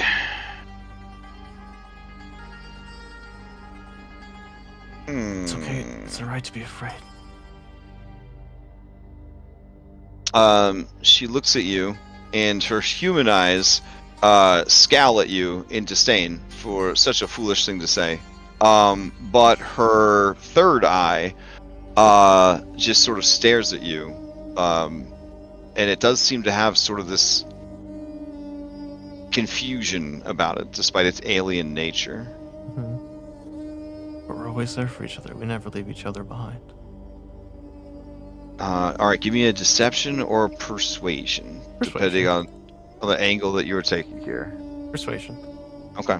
Because that was sort of the deal. Like, I wanted to emphasize that when I blasted those trolls away. You know, even though they aren't really hurting her at all. But, you know.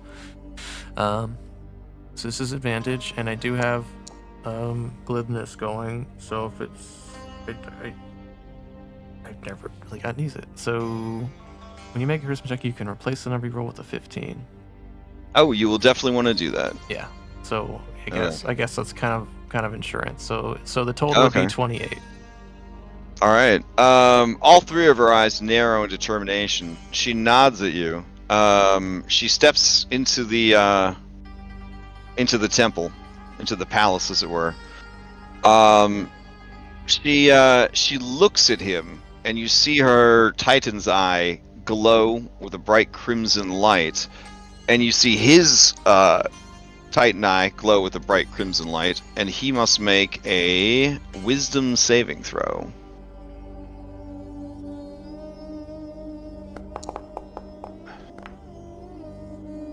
Which he fails.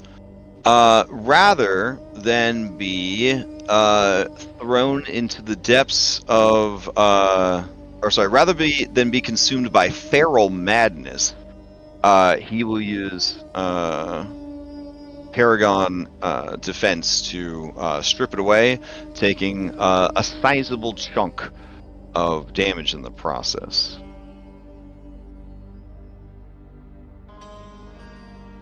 Alright. Feral Madness makes it so that only thing you could do with your action economy is attack whatever is closest to you, friend or foe. Alright, that will be her turn, and... Oh, what's up? Well done. I'm encouraging her. Oh, okay, fair enough. Cheer. As you do, She looks at you with human eyes as her Titan eye remains fixed on Kronos, and that is where we'll have to leave it because we are at time.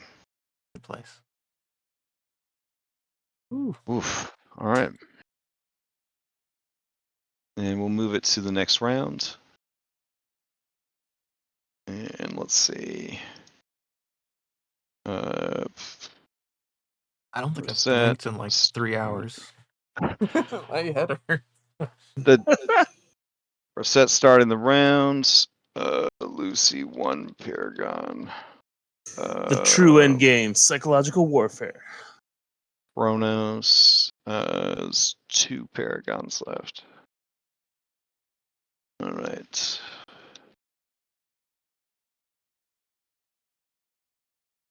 Okay.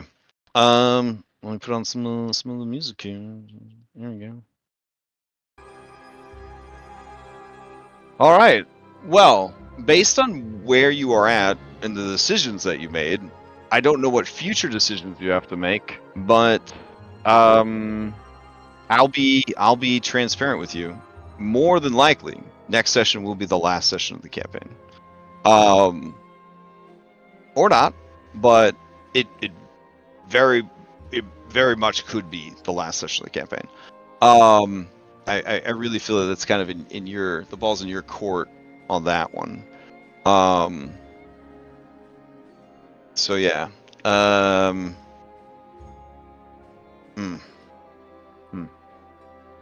Oh, okay. Quick announcements. Tomorrow night, Cyberpunk Red continues with Dom. Abomination Vaults continues with Ashwin. Wednesday, I think we're playing some Dragon's Dogma on stream. I don't think we're playing Celasta on Wednesday. I don't know what's going on with Celasta. It was fun though when we played on Saturday, despite all the bugs, the completely expected bugs. Thursday, Curse of Strahd Nightfall continues. They left off in the middle of some pretty crazy stuff. Friday we're gonna do a vodcast. Not sure what it's gonna be about. Saturday morning we got Red Hand of Doom. They're in the final part of the game, probably less than 6 sessions left to go in that campaign. Saturday night I'll be running a one-shot set in Alkenstar, which is the camp, like the area of Galarian that I'm running the new Pathfinder campaign in. It's mostly to practice Pathfinder, play with people I don't normally get to play with or have never played with before, and then also just sort of get a feel for Pathfinder in Foundry. And then Sunday morning, Curse of Strahd Daybreak continues. And then Sunday night, Mythic Odyssey is no longer Star Wars. They're back to just being, Mythic Odyssey. Our Star Wars side arc has already ended. Apparently, having your stats reduced every 90 minutes diminished the appeal of continuing to adventure in the Star Wars universe. I couldn't have predicted that. So, I don't know. Anyways, they started rushing around, trying to do everything as fast as possible. Not like you guys on the Island of Time. But anyways, apparently fucking around with time is dangerous, and they decided not to do it. And then Monday we'll be back here to possibly finish it all up. Question mark. So, does anybody have any announcements of their own? Yeah, good. Okay. All right. Fair enough. Then we are adjourned until next week. You do have a week to sort of discuss what has transpired and what could continue to happen. I don't know. We'll see. We'll see how it turns out. And to everybody that hung out with us in chat, again, we don't know when it's gonna end, but could have ended tonight, could end next week. We'll see how it goes. But thank you for joining us on this adventure and this journey, and we'll see what happens. See what happens. All right. Good night, guys. All right. See you next week. Good night, everyone. Bye.